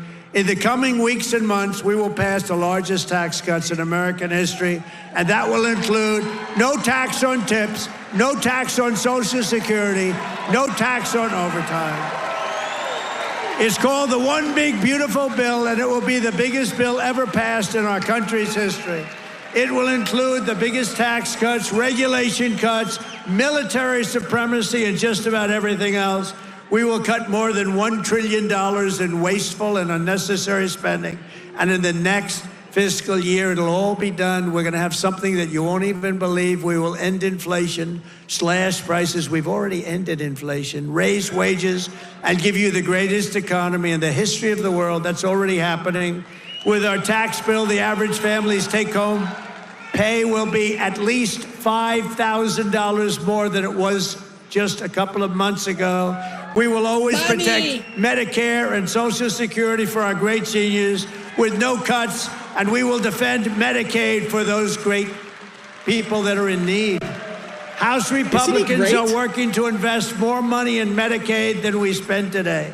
The only thing we're going to cut is the corruption and the crooks that take advantage of some of the illegal schemes.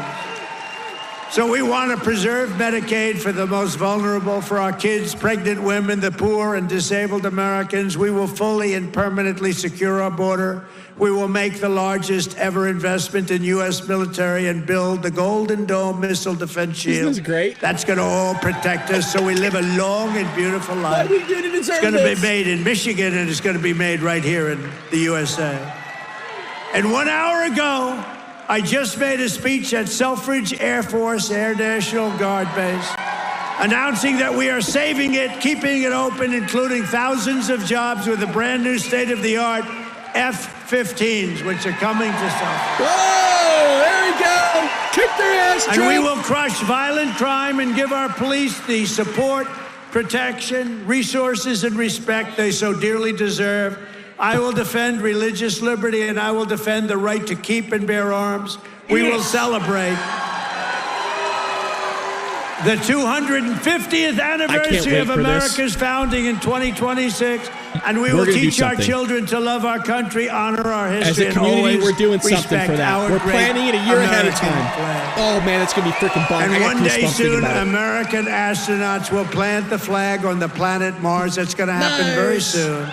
Every single day of my administration will continue to live by the motto, promises made, and you've seen it before, promises kept.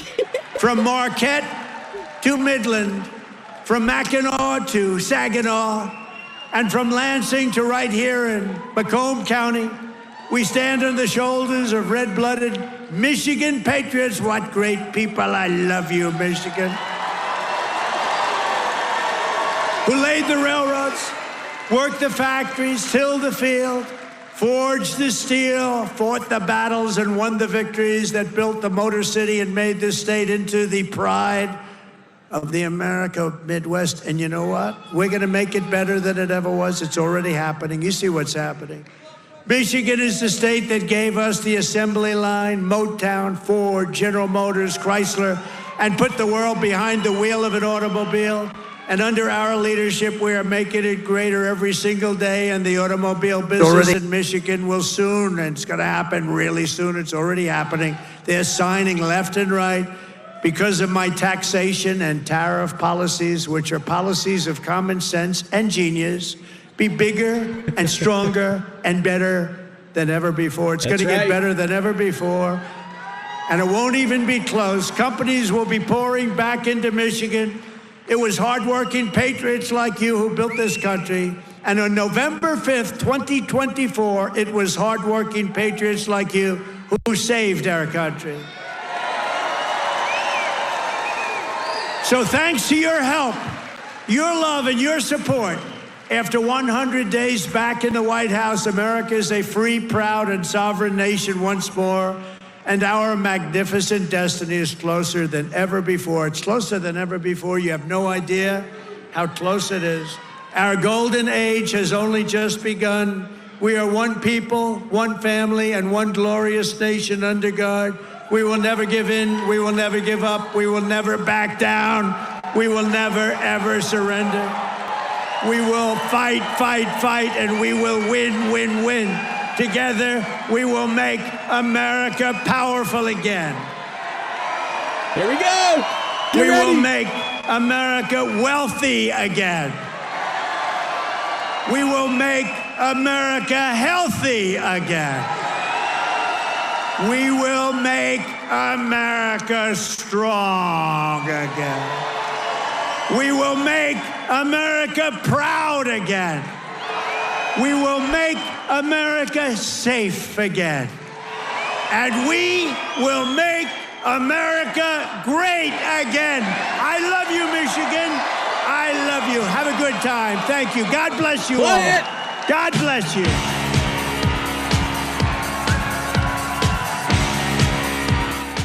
All right, as you see there, we were just listening into President.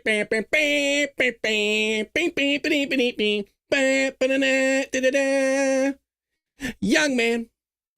Wanna meet my mom. I said, young man. Isn't he great? We're not going anywhere. We got a lot of stuff on the cover page. Folks, we have so much packed for all of you. It is insane. If you're new here, we got like 100 plus people watching us over on X. By the way, we do a full morning podcast, just so you know. You're in the dark MAGA side of things. Yeah, you haven't seen shit. We do a morning hour-long podcast where we go over a bunch of news articles in that hour and keep you informed at 6 a.m. Pacific Standard Time. If you can't make it, that's okay. But if you can, we have an entire live chat over on Rumble. Why don't I just show you what a little bit of that looks like here? This is the YouTube chat. If you're not familiar with our patriots over at YouTube. So there's a lot of goodies, a lot of patriots over there. There's you guys that are in X. There's also more people over here on Rumble. There's Jason's contribution. Appreciate you. So all these people would love for you to come hang out with us each and every morning. There's even more people there. We get hundreds of people, thousands of people that watch the show each and every day. If you guys weren't aware of that, we're looking at 25 to 30,000 views a month just for our normal podcast. So if you're able to make it, we would love for you to join us each and every morning. And like I said, we're not going anywhere. We got more news to cover here. We got Steven coming on the White House lawn. And here's the media. I don't think this is going to do justice, but here's the media's face. Here's Steven.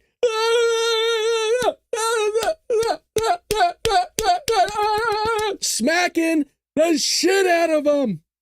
I told you it's Dark MAGA. We get a little more spicy here on Dark MAGA evenings, folks. Hit that like and subscribe button if you haven't already. If you're over on X, follow us. We also go live with our podcast on X, so you won't be missing anything. But each and every morning, again, 6 a.m. Pacific Standard Time, Tuesdays and Thursdays, evenings, 4 p.m. Pacific Standard Time, we do Dark MAGA. And it gets spicy in the chat. Sometimes I got to tell the Patriots to calm down. Settle down, you animals. But it is good to see everybody. We are going to play this. Steven, one of the greats. We love him. He's a fan to all of us. We're a fan of his, I suppose we should say. I don't know if he's seen the show, but if you were, the reason why you guys, they might have seen our show is the Patriots in the chat are aware of this. We were live at the RNC. Our podcast that you're watching right now was live for right next to Donald Trump Jr. We were right next to everybody over there at the RNC when Donald Trump was president. So we're small, but we're big. Here we go. See you later this week, but yes, have a good day. Stephen, Illinois Governor Pritzker just called for mass. I love how he walks up and he's like, I'm gonna fuck you up. Did you see how he walked up? Did you see? I'm gonna go back because I think some of you might have missed it. The dude walks up, he's like, fucking gonna kick your asses now. It's so good. Watch how he walks up and takes the pose. Watch. I'm seeing you later this week, but yes. Here we go. It's coming. Stephen, Illinois Governor Pritzker just called for mass protests and disruption, saying Republicans cannot know peace, while Trump's border crossings are down 95% and ICE is locking up 800 criminals. Is Pritzker inciting insurrection, and will DOJ take action? Well, what I would say is that his comments, if nothing else, clearly can be construed as inciting violence. So President Trump survived 2 assassination attempts against his life. Of course, there's been many more credible threats against President Trump and his family and associates. We've, of course, seen the spate of left-wing domestic terrorism all across this country. By the way, the destruction of property sits directly adjacent to attacks on humans and physical attacks. In other words, once you tolerate and once you allow for attacks on property, you're just a step away from people throwing Molotov cocktails into people's homes. It's true. And you've even seen some, I think one example of a formerly prominent Washington Post journalist who seemed to be celebrating the murder of a healthcare CEO, right? Health insurance CEO. That's crazy. And that's the point we've reached in this country, where people are engaging in rhetoric and behavior that puts the lives of public servants in danger, puts the lives of conservative Americans in danger. And so that's the first thing I would say. And then, of course, secondly, right, just this war that Democrat. Was that Sean Spicer that just walked by? Did you guys, I apologize. I know we're only, is that Sean Spicer? Wasn't that guy the former White House press secretary? Is that him?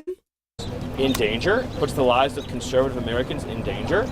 And so that's the first thing I would say. And then, of course, secondly, right, just this war that Democrat governors and mayors are waging against federal law enforcement. I mean, this is nullificationist behavior. This is successionist behavior. Where they're saying they don't recognize the supremacy of federal law enforcement in terms of protecting the lives and livelihoods of American citizens against a foreign invasion. We've never seen anything like it.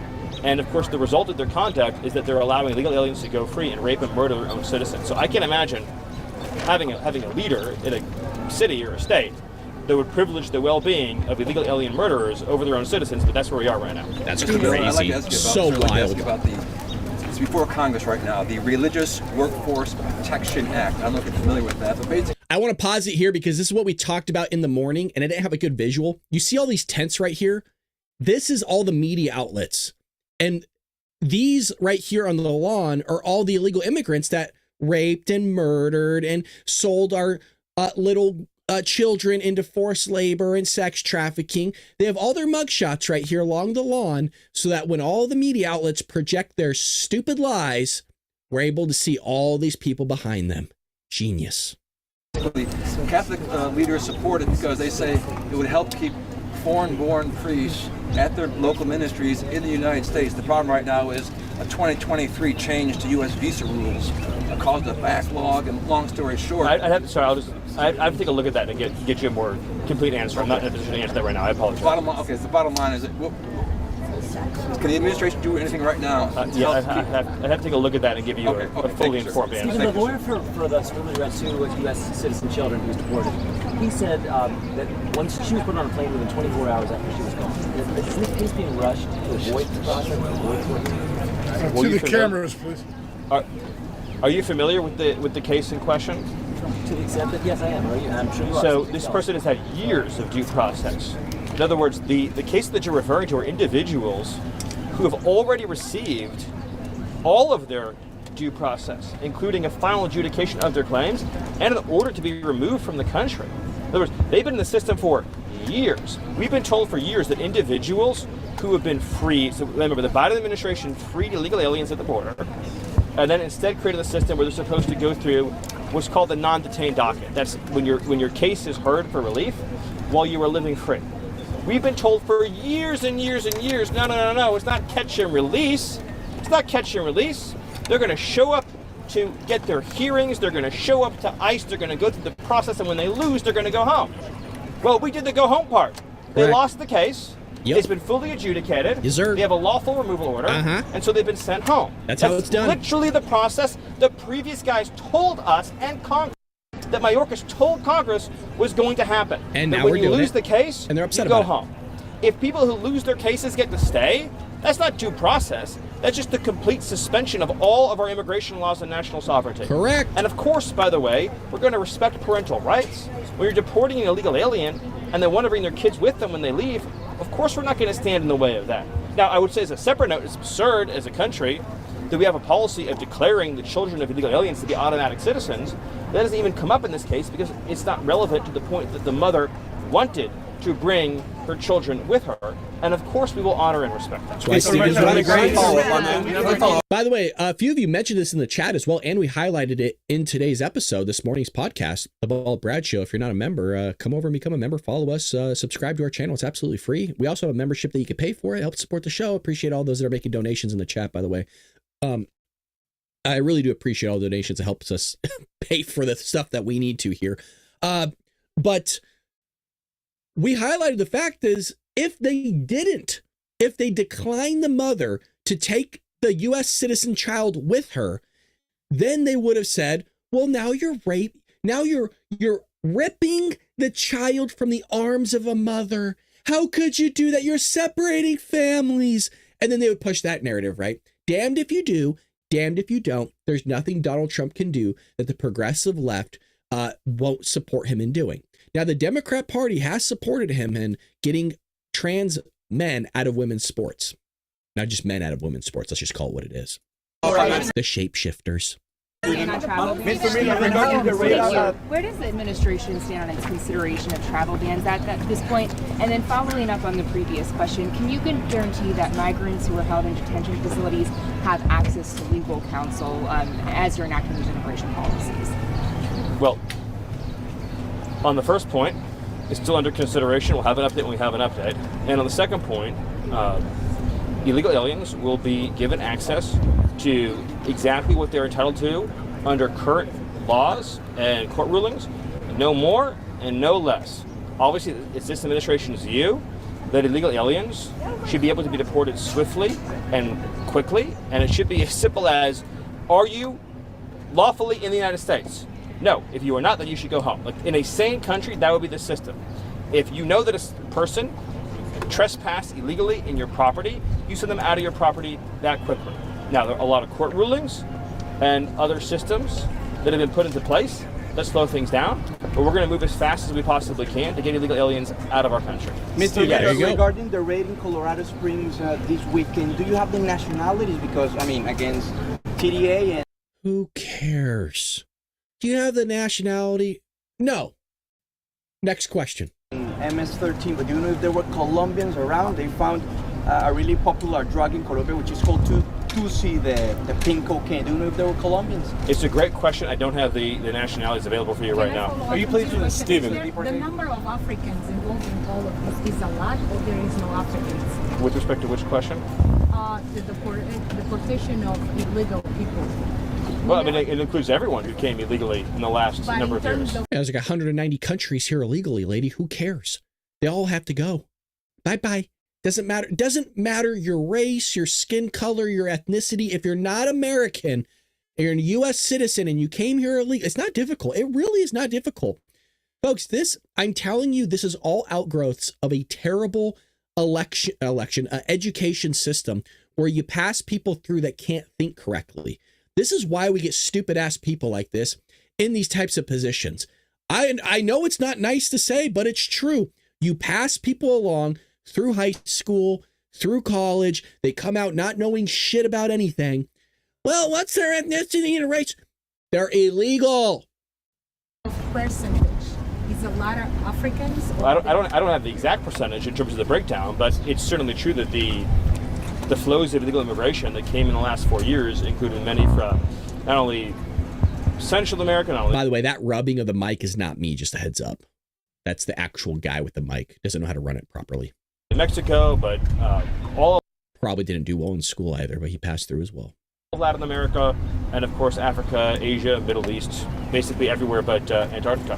Negotiations with Iran. I don't have any update on that for you. Can you give us an update on how the president's meeting with Speaker Johnson Explain the two judges or the media outrage of these judges that were arrested. Some of the outrage from Democrat lawmakers. Yes, if you commit a federal obstruction crime, you will go to jail. There are explicit. It's amazing to me how the left defines democracy as that Congress passes a law and then local officials should religiously violate those laws with no consequences. Congress passed a series of laws over the years making it a crime to harbor, to smuggle, to evade, to obstruct, particularly and specifically in the context of immigration enforcement. So when you have a federal judge... That's a great point, Autumn. Autumn says, those are the same ones that were asking Biden what flavor of ice cream he was eating. Yes. Who engages in great point. Plain, direct, overt, intentional, and willful violation of those federal laws, of course they'll be arrested, and of course they belong in jail. Stephen, you guys ran on targeting violent criminals, worst of the worst. I'm not disputing any of the facts around the cases of these women who were deported and removed with their kids, but given you're looking for more money from Congress, ICE says they need more beds, they need more money. Is it the best use of the administration's resources to be going after moms of young kids, basically? Oh, God. This was a mistake in messaging by the Trump administration. They should have never said that they were going to focus on these criminals and violent gang members, whoever. Like, first, they should have just said, we're going after illegal immigrants, and kept it at that, because now they've created a massive problem for themselves for whenever there's going to be a situation. Mistakes are going to be made, by the way. And I'm not saying this is a mistake of a little girl leaving the country. The mom took her with her. So there's no mistake to be made here. But this is how the media is going to play it out, where if you just kept it general, hey, if you're an illegal immigrant, we're coming for you. you wouldn't have had any. Well, you would still have problems, right? Because the mainstream media doesn't like it, regardless. But at least you would have a case to make here. But now, shit, blah blah blah. He should slap them upside his head though right now because he mentioned the little girl. Do you yourself have an opinion on the subject? I'm more interested in yours. Well, what percentage of the, let's just pick an even number of, say, 10 million illegal aliens. Let's say that Biden released, I think it's closer to 20 million. Let's say he released 10 million illegal aliens into the country over the last 4 years. What percentage do you think we should let stay here of those 10 million? I'm not trying to do a game show. No, but I'm saying, just curious if you think that's the best use of your limited dollars. Is it your view that if a Democrat president releases 10, 15, 20 million illegals into the country, they all then should get to stay forever and for all of life? Stephen, I don't have a view about what Democratic presidents do. I'm asking what the Republican president you work for. Give me a break. Yeah, he does. You can tell by his tone. How he wants to so you use don't want to his answer the resources. question because you know the answer is obvious. Everyone that Biden let in has to go home. Of course. I mean, it's a crazy thing to even ask. You think we should give administrative amnesty to some subset? No, that's what they want, Stephen. Yeah, that was the whole purpose, was to get amnesty. And I thought originally that the Republicans were going to negotiate a border wall for amnesty. That's actually what I thought was going to play out. I didn't think it was going to play out like this, where we just secured the border and building a little bit of border wall. I'd like it to go quicker. But no, this is what they wanted. They want amnesty and still might get it, by the way. I'm asking how you're prioritizing the work that your administration is doing. ICE is going to continue to focus on raids against high-threat criminal aliens. We're going to use the entire force and power of the federal government to get them all home. Many will choose also to leave voluntarily and take advantage of the CBP Home app. But we are not going to ask taxpayers to subsidize the presence of a single illegal alien in this country. Here's another thing. Do you think that we have some sort of magic 8-ball to see which particular illegal aliens who skip their hearings, which particular gotaways are going to go on to commit a rape or a murder? How do you explain to a parent in this country if you chose to release an illegal alien and they committed some heinous crime, why you chose to make that release? From a public safety standpoint alone, you cannot justify setting free a removable and deportable alien. Like in these recent cases, these were all illegal aliens who showed up at an ICE facility for a scheduled appointment. We'd be spending extra resources to set them free. They're already inside of the ICE facility. And think about that. Illegal aliens walked in. It's a very important point. Illegal aliens walked into an ICE facility and were taken into custody. Could you imagine telling ICE officers to release illegal aliens who announce and present themselves at an ICE facility? Would any other law enforcement agency do that? If a wanted fugitive... Do you see, this is why Stephen is one of the best communicators in the Trump administration, maybe the best, is because he calls out the outlandish crap that the Democrats want. He calls out the insanity of the Democrat Party, not the progressive left, the Democrat Party, and I love it. Went into an FBI facility and announced themselves, would they be allowed to walk out the door that very afternoon? I mean, the whole thing's preposterous. Yes, sir. What do you think? Kill people showing up in a nice facility? And all these people who've lost their lives at the hands of illegal migrants. And then you also have fentanyl, which is ravaging our communities. Friends of mine have died from fentanyl. So do you blame the Biden administration? Do they have blood on their hands? Well, of course they do, but not just the Biden administration. Of course the Biden administration does, but also all of their enablers do, right? All of the radical left immigration groups and attorneys and NGOs who aided and abetted and supported the invasion, all the Democrat politicians in Congress, like Hakeem Jeffries, who aided, abetted, and supported the invasion, and Chris Murphy, and everyone in the media who knowingly lied and covered up about that invasion for 4 years. They all share in the atrocity, in the calamity. They all have blood on their hands and on their conscience and on their souls. And nothing they ever say or do will ever earn them forgiveness for that because of just how severe those violations were and how many people have died and suffered as a result. That's between them and their maker. But they'll be getting no forgiveness from me, I can promise you. Stephen, judicial resistance to Trump's agenda, and what can the administration do to overcome these challenges? Well, it's simply put, it's a war on democracy. President Trump was elected on a mandate to secure the border, to stop the invasion, to send illegal aliens home. You cannot have a situation where one district court judge or a cabal of 10 or 15 district court judges who are radical left, sitting in strictly regional courtrooms, can conspire with each other to shut down the operations of the federal law enforcement function. That is not only antithetical to democracy, it is a direct form of tyranny. in which the people of this country are being told that you cannot have the thing that you voted for, even when the thing that you voted for is required by law. Yep. All these individuals by law have no right to be here and must be sent home.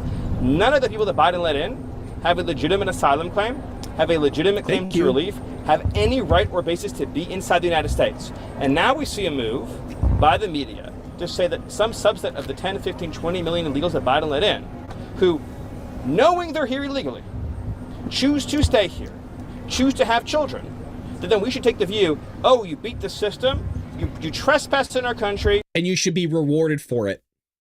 You failed to leave, you failed to comply with our laws, and now you've had a child, and now what, you get amnesty for life? And what we should ask, what, a laid-off worker in Ohio, there you go, to now pay for welfare for your entire life? Crazy. We should ask somebody who lost their job under a factory that closed down under Joe Biden to provide you with free education and free health care. You should wait an extra hour or 2 hours when your kid is sick in the emergency room because you have hundreds of illegals getting frontline care at an ER because they don't have health insurance, they don't have a job, they don't have any savings, they're here to live off of us. Right, we should ask struggling Americans to pay for all of that. The whole thing is obscene and it's absurd. I can't even... That is the clip right there. That is the clip of him.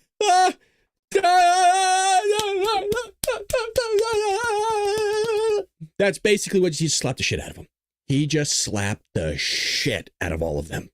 He has the biggest back. He's gonna fucking boom. You can imagine how much time we spend debating how much generosity, how many billions of taxpayer dollars, how much amnesty, how many reprieves we should give to people who chose to come here illegally and take from us and our people. The whole conversation is absurd and offensive. Damn, dude. Stephen, damn, you're the best, man. Look at him. And he does the pose. He does the finishing pose. He's a gentleman. He does the pose. I just fucked y'all up. How important is it to have public opinion? Not right now, yes. How important is it? I gotta figure out this guy's name. I'm telling you, he looks confused all the time. Can we just take a moment, please? Indulge me for a second. He's having an allergic reaction. Okay? That's how you get that face. Poor guy. All right, I'll shut up. To you to have public opinion on your side, do you risk losing hearts and minds? Well, even a CBS poll showed overwhelming public support for mass deportation. Support for deporting illegal aliens is overwhelmingly popular, as is shutting down welfare, as is removing criminal threats, as is dismantling foreign criminal gangs. This whole thing is just amazing to me. We have an entire media ecosystem, an entire political party devoted singularly to the defense and protection of illegal aliens in general and illegal alien criminals in particular. How satisfied are you of how the Mexican government dealt with illegal immigration? Is this what they done enough in your mind? Or do you think thanks to President Trump's leadership, the Mexican government has done more than it's ever done. But it's still not even close to what we need and what the president expects. Thank you, God. Gets it. I know it's been 100 days, but it's still a breath of fresh air to hear somebody communicate. Yeah, I'm goo-gooing, gagaing, whatever the hell you want to call it for Steven. Okay? And I always will, because the guy's the best. It's just a breath of fresh air after dealing with the shit that we dealt with for 4 freaking years. From not getting an answer from the Biden administration. And now the Lord has graced us. The Lord has bestowed upon us greatness, meaning Donald J. Trump and the team that comes along with him. And now we just get common sense answers. I don't know what we did to deserve it. I think the Lord felt bad for us because we had to deal with this shit for 4 years. But now we get clarity. Thank you. Thank you, Lord. There's much more that we expect from Mexico, particularly in regard to the fentanyl threat. President Trump had previously suggested there could be stipends for people who leave the country on their own. Yes. Is that still in the works? Oh, absolutely. Is there a cost estimate for how much that will cost? Will you need Congress to act on that? It'll actually save us hundreds of billions of dollars. So a single illegal alien family over the course of its lifetime may cost the U.S. taxpayers over $1 million. So when you give an illegal immigrant a check for, say, $1,000 or $2,000, whatever it may be, $3,000, to leave the country, you're saving taxpayers hundreds of thousands of dollars. It also saves money relative to us having to go out and find that illegal alien and physically arrest them and deport them, which of course we will still do. So the plan that President Trump has put into place is very simple. If you choose to stay here unlawfully, you will be fined. And by law, that fine, by the law Congress has passed, is $1,000 each day you've stayed past your removal order. That's the law that Congress passed, the law that we're being told we should ignore. That's democracy, apparently, as the media says we should ignore the laws Congress has passed. But Congress... I'm actually listening to really intently here because I'm trying to see if he can sell me on this idea. So that's why I'm kind of thinking about all the outgrowths and stuff that he's talking about. So I'm actually listening to this very carefully. This is what I do behind the scenes, by the way. Clear on this. You face arrest for illegal work. You faced arrest for document theft. You face arrest for failure to register as required by law. You face arrest for evading or obstructing your removal. And you also face deportation at a time and place of our choosing, including the total confiscation and forfeiture of all of your assets and income.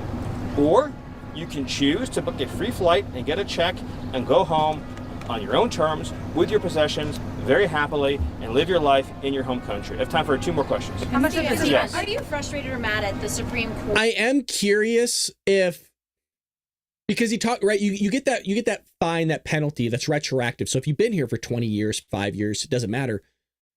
Does that offset itself? So let's just say, let's make it simple. You owe $3,000. Does the $3,000 check offset to zero? You don't owe anything, but you're not getting anything, but you got to get the hell out of here. That's what I'm trying to figure out here. Now, I fully understand the common sense of the logic that he gave there. And I like the way that he explained it. Here's my fear. You just gave somebody $3,000 to leave the country, but Donald Trump's only in office for another 3.5 years, folks. What happens when we get another Democrat back in office that's just going to open the borders wide open again? And now they're just coming back and we just gave them a bunch of money. For keeping the TDA deportation How about we don't give them any money and just have them get the hell out? How about that? stay in effect? You want to know what the incentive is? You don't go to that prison in El Salvador. That's a pretty good incentive. That's a very damn good incentive. Well, the FBI released an assessment, as I'm sure you've seen, that not only is Nicaragua acting as an arm of the Maduro regime, but they're actively planning assassination plots on U.S. soil. This is horrifying and is harrowing. This is a foreign terrorist organization operating in the direction and control of an adversarial foreign regime, and we hope and expect that we'll be allowed to remove these terrorists from our soil as quickly and expeditiously as... Why don't we go to the chat really quick? I want to... Are you guys sold on that? So write a Y in the chat if you're sold on what Stephen Miller said about giving illegal immigrants checks and basically, in a way, self-deporting themselves. Or a no, you're not sold on it. So let me know. It's always nice going to the Patriots in the chat and see what you guys think rather than always what I think. And I will also go to X. I don't know if X allows the chat function or chat future. I believe I have to unlock it. I don't know if I need a special premium thing for that, but I'll have the chat open on X if anybody wants to write in there as well, or you could just write to me personally in the comment section, either one. So we'll go to the chat and we'll kind of see. So I'll run this and let him finish talking, and I'll see what you guys say in the chat. As possible. One last question. Stephen, as a follow to that, though, you keep talking about your dissatisfaction with federal district court judges. You've been asked about the Supreme Court. At what point will the administration accept a decision of the courts, even if it's not in its favour? I don't understand what you're asking. At what like point? What? No, what is it? Would you only accept a decision of a court if it's in the administration's Well, but look at the example that was just given. Oh, God. Because of the Supreme Court's ruling, right, the administration, right, is operating under a TRO, a temporary restraining order, on the Alien Enemies Act for illegal alien foreign terrorists who are plotting on U.S. soil, right? So that was a ruling that was issued that's in effect. So I don't understand the question. I'll take one more because that question didn't make sense. You're an idiot, so I'm going to move on. Somebody else give me something good here, something of substance. Did you see that? 1 million deportations this year? You only had He should have been the White House press secretary. He should have been it. 139,000 so far. Slaps these people around all the time. Yes. Can you do you, have then a you. Planned Parenthood sponsored today's playbook? I'm just curious how you feel about that. Well, I'm not shocked or surprised. You want to hit 1 million deportations this year at least. You're at 139,000, and you still hit 1 million this year. Well, the rate of deportation is increasing every single day. Remember, we inherited a system that was completely shut down, that was completely broke. And now President Trump is working with the overwhelming backing and support of the American public to get that system operating at full speed and efficiency. And once we clear away some of these rogue district court injunctions, we'll be able to operate with an even greater degree of force and speed. And so I think we will vastly exceed that number, in addition to all of the self-deportations that are occurring and will continue to occur.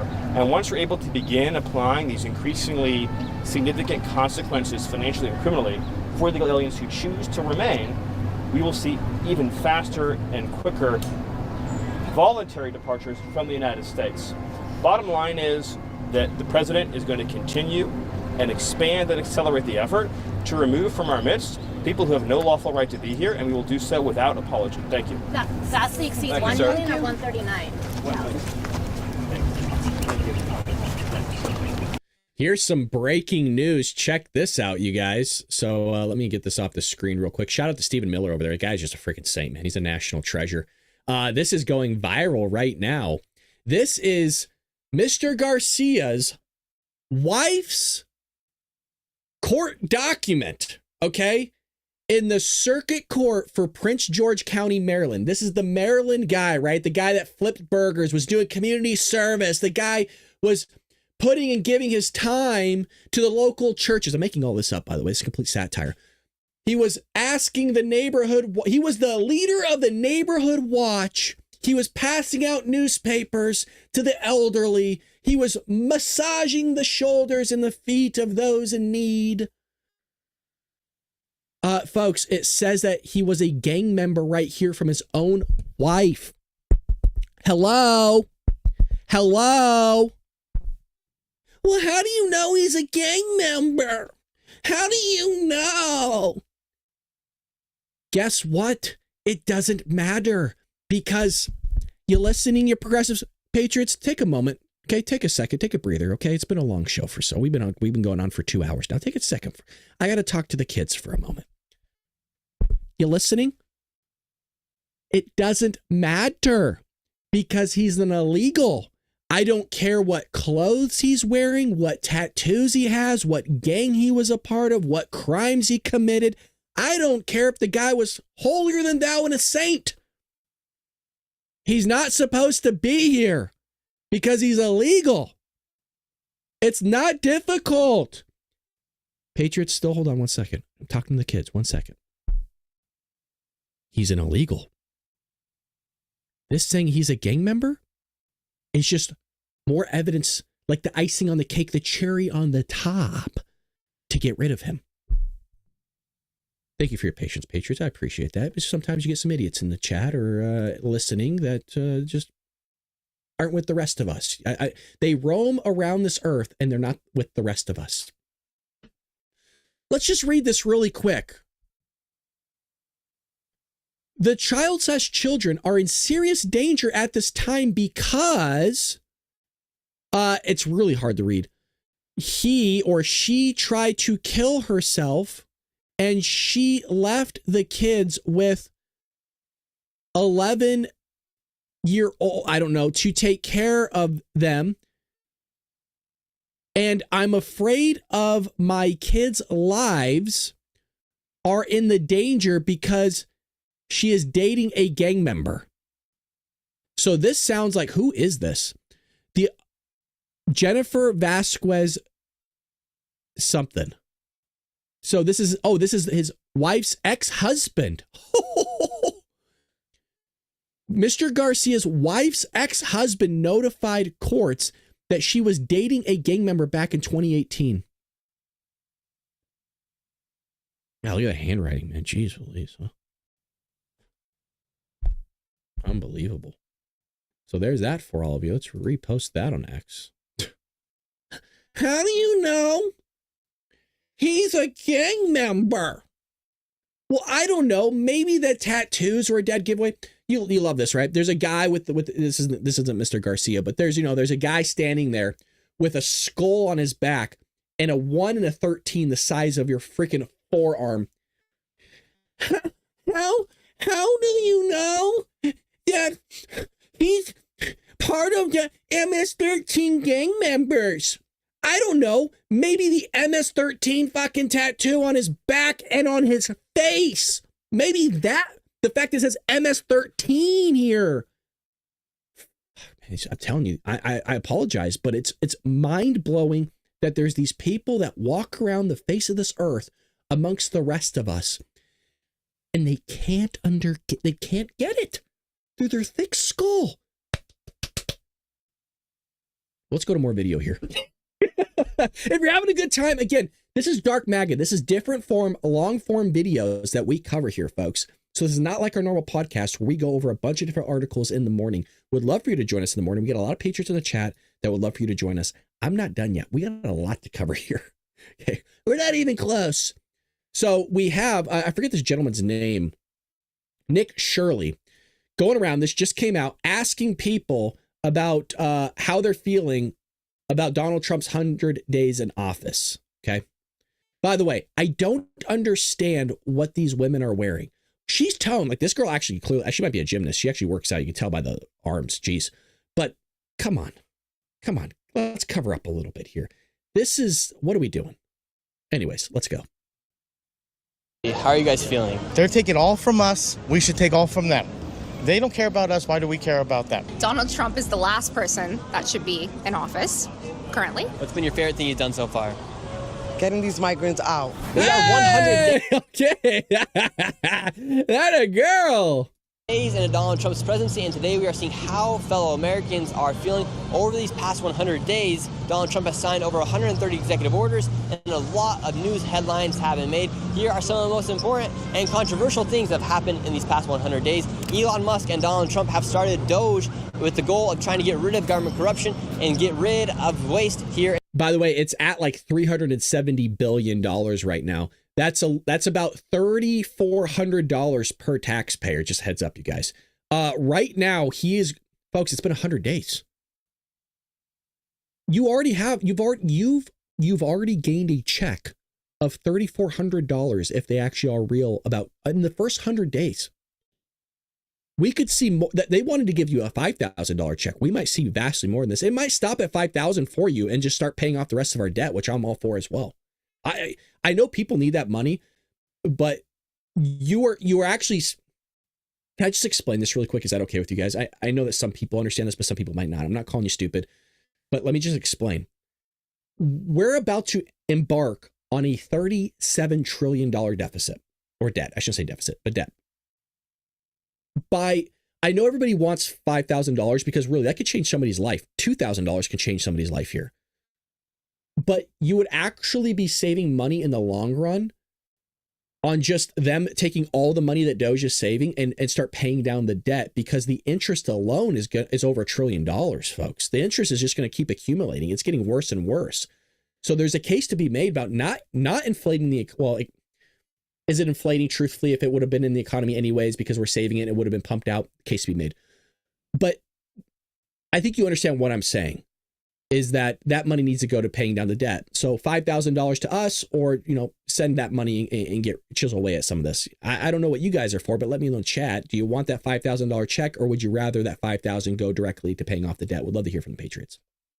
Inside the United States, a lot of people are angry as a lot of departments and organizations have lost funding, and some people have even been fired from their jobs here in the United States. Another big thing are tariffs. A tariff war has started across the world, especially with China, as Donald Trump announced a 145% tariff on the country of China. DEI no longer exists in the federal government. They have ended all DEI programs inside of the federal government, and over 100,000 illegal migrants have been deported back to their countries, and some have even been deported into a prison in El Salvador. And a lot of people are worried if due process still exists here in the United States, as a man who was living in Maryland, who was from El Salvador, was deported to El Salvador into a prison because he is identified as an MS-13 gang member. A lot of other things happen. And they still don't believe it. Remember when we had that leftist in the chat the other day, that progressive, that couldn't wrap their mind around the fact that we deported an illegal alien that was a gang member of MS-13, one of the most violent gangs in the entire globe. On the face of the rock that we live on, was one of the most violent, is the most violent gang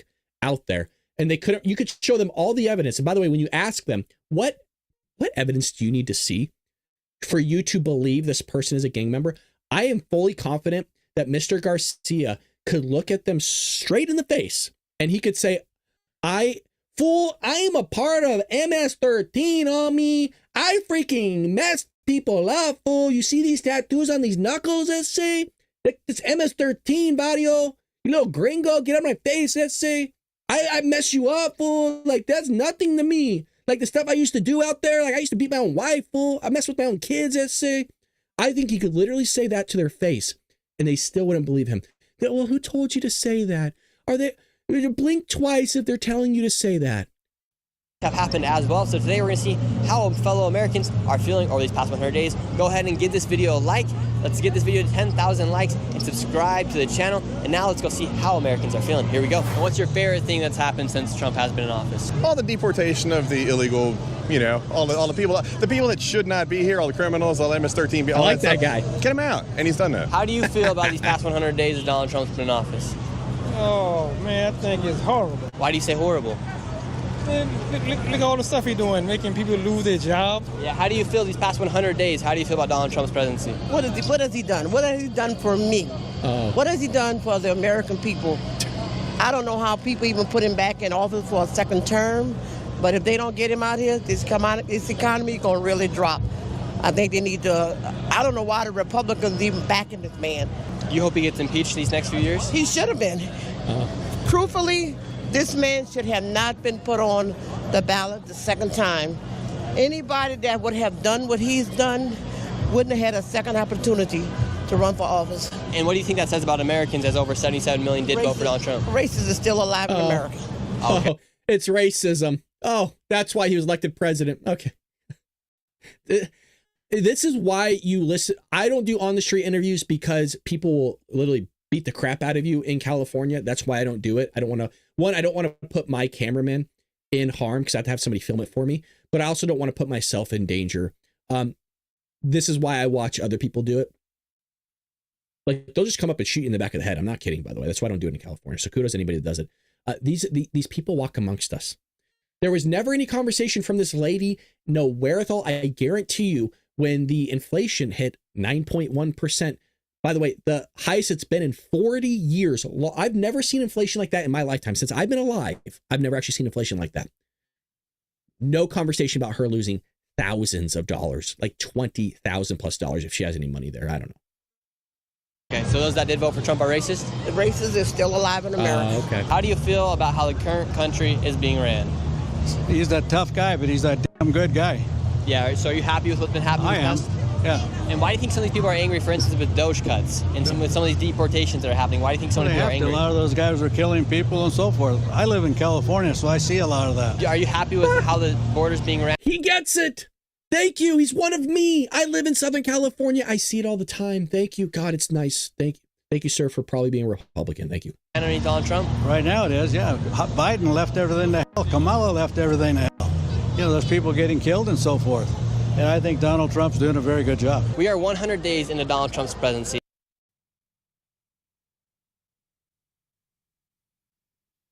The hell? Now, we're going to do a quick poll here. We've been wrong. Or should I say I've been wrong. The last time we did this, where we guessed what somebody was for. Now, we're not really sure with the last guy when they're doing the interviews on the Washington Monument. Usually I'm right. Do you think these people are pro-Trump or not pro-Trump? Sometimes you might be surprised. Let me know in the chat. Trump supporters or not Trump supporters? Now here's, I'm going to say not Trump supporters, but I've been wrong in the past. Tell us what she's going to say.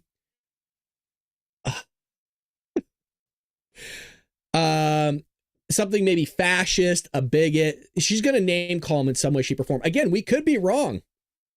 We could very well be wrong. Let's go. A lot of executive orders have been signed. A few of them have been the DEIs, and he's declared there's only 2 genders here in the United States. How do you guys feel about what's going on here in the United States? It's terrifying. It's really disheartening. Not a fan. And what terrifies you guys most?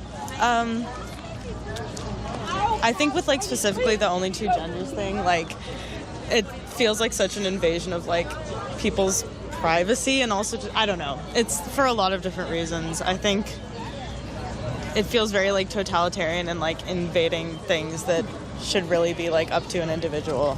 Are you worried he's going to run for a third term? Yeah. I feel great. Yeah. Well, she didn't name call him in a way. I mean, she called him in the presidency an authoritarian, right? Totalitarian, whatever you want to call it. So we were right. We were right. Not a Trump supporter. I mean, like, it's better than Kamala. You guys support what Donald Trump's done so far with like the DEI, the Doge cuts? I mean, I don't like support like the tariffs. Everything that he does. There's a lot that he does that I don't support. On a scale of 1 to 10, how would you rank the current administration with what they've been doing so far? I'd probably say like a 2. He's not doing very well. I was gonna say like a 4, maybe like 2. Just because I chose to like support him because of like other beliefs that I have doesn't mean I support everything he does. There's a lot that he does that I don't agree with. Okay, and what do you guys think about some of the Doge cuts with them like cutting funds from some of these departments? Do you think it's all right for them to go in and find where corruption, where the money's going? No, I don't think so. What would be your message to other people about what he's doing right now? I would say I'm sorry for everybody who's getting hurt from his decisions. Obviously, as an American and someone who did end up voting for him, I'm apologetic. I didn't know this was going to happen.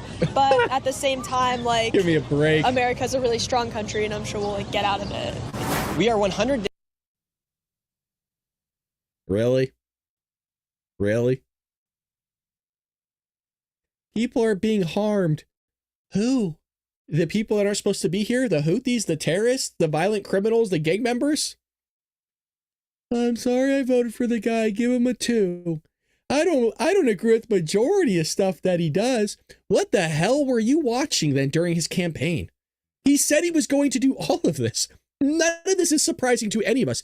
The things that are surprising to us is basically how quickly he's doing it, but also kind of like how much he's doing.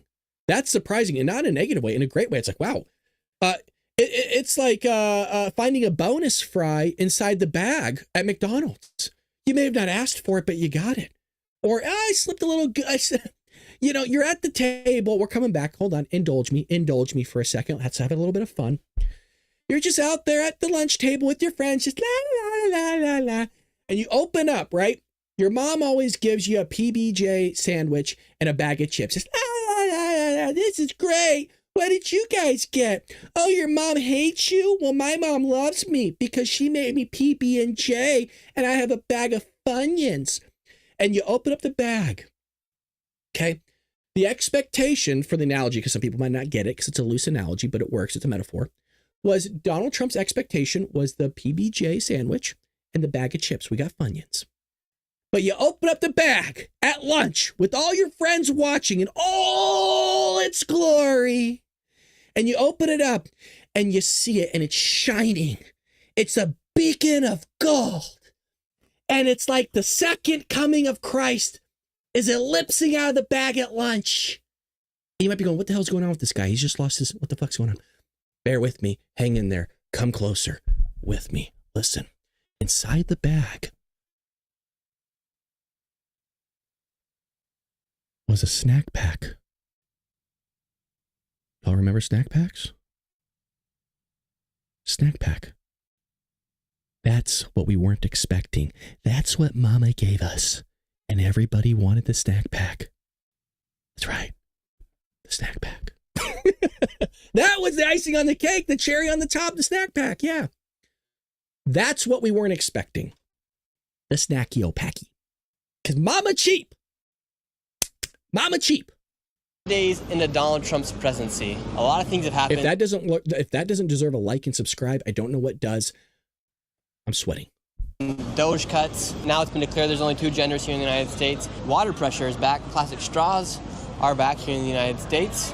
And the economy and the markets are a little bit down right now. How do you feel Donald Trump has done in his first 100 days in office? I mean, as the meme goes, this is what I voted for. The people have a very interesting way where they'll remember the one thing they don't like and forget magically the 9 things that went well. Yep. The border's closed. illegal crime is substantially down because illegals are now afraid of being arrested. So you see so many fewer migrants here in the streets of New York because the rule of law is returned. We're seeing punishment for some of these sort of terror-supporting various students that are magically students into their 30s for 10 years at a time. We're seeing the price of energy down substantially because one of the major things Trump ran on is slashing all the regulatory red tape, meaningless EPA regulations, the climate cult. As far as the markets go, the markets are, as I understand them, a reflection of where people believe things may be headed or things may be worth. They're not actualized losses. The tariffs are part of his plan, as will the tax cuts that I expect will be coming soon. But people don't talk about the fact that prices are down, be it eggs or be it fuel. I keep saying this on X, minutes after Donald Trump was sworn in office, the progressives were losing their mind over egg prices. Now there's crickets. Donald Trump brings egg prices lower than what they were when he came into office. Vastly lower. And you don't hear about them complaining about egg prices. Or groceries, for that matter, or inflation, for that matter. It's just, isn't it amazing that the people who a year ago were saying how the stock market is for horrible fascist capitalist pigs are now extremely worried about the stock market in which they own no stocks. Fascinating. Isn't that fascinating? People might not. This guy is great. This guy is a gem. Sir, I don't know you, but I wish you the utmost blessings, whatever the Lord can provide, whatever you need, sir. Thank you for having your head on straight. You're a true American. Is this not a breath of fresh air? Wow. No, you've been here on the channel before. You're a lawyer. What did you think about an educated guy? Makes sense. Them deporting the man who is living in Maryland, who is an El Salvador citizen. Thank you, Karen. Thank you. Brad plus Steven plus this guy making bald men great again. You get it. Karen gets it. Making baldness. Tarbox. Jason says, Brad is teaching these people through baldness. Yes. That's right. That's right. Back to El Salvador. It's really amazing. The four people that the Democrats have picked to be their saviors, to be their symbols, are an illegal alien and gang member, are a kid who killed a CEO because he was mad with a gun, which they hate, is a Palestinian or Muslim student for the last 20 years who is supporting Hamas, and the fourth is, oh yes, the black kid who stabbed the white kid in the heart.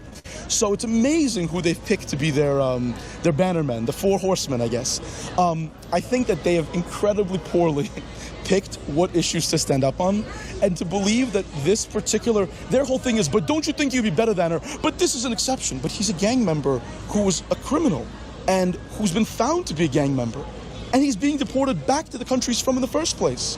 And remember this guy because we'll be coming back to him later in this video. So far, some very mixed opinions here about how Americans are feeling over these past 100 days of Trump's presidency. That guy was awesome. And if you're watching this video, it's very likely you've seen some of my videos on Shorts, TikToks, Reels, and nowadays, there's never been a better time to discover it on the internet. However, I know it can be hard until now. Meet Opus Clip. They're an all-in-one. And the question is, how good is the content from Opus? I've been using it in the past videos. That's how simple it is, right, Mom? Yes, and if I can do it, you can do it. If you want to try it for your 100 days into Donald Trump's presidency, how are you guys feeling? Terrible. And why do you feel so terrible? Because he's an idiot. And what makes Donald Trump an idiot, in your opinion?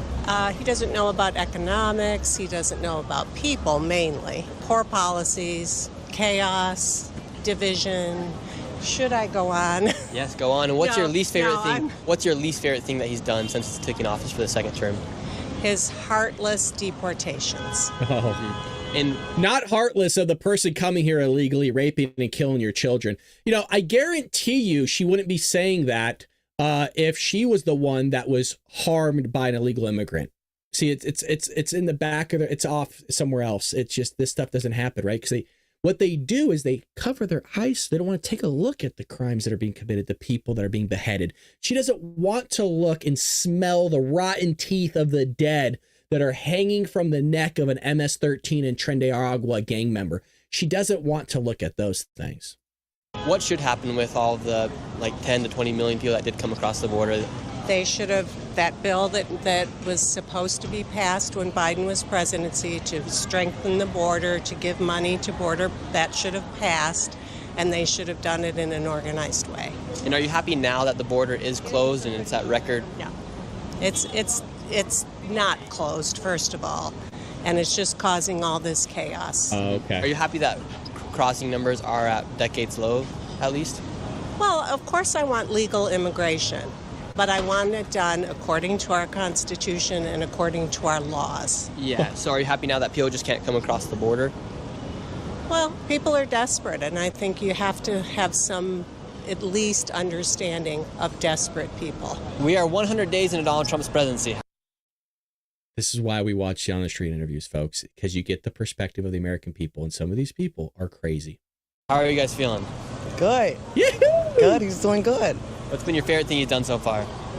Getting these migrants out. That a girl. They're doing a lot of crimes. There's too much crimes. Yeah, and ma'am. That open borders with some crazy stuff that Biden did.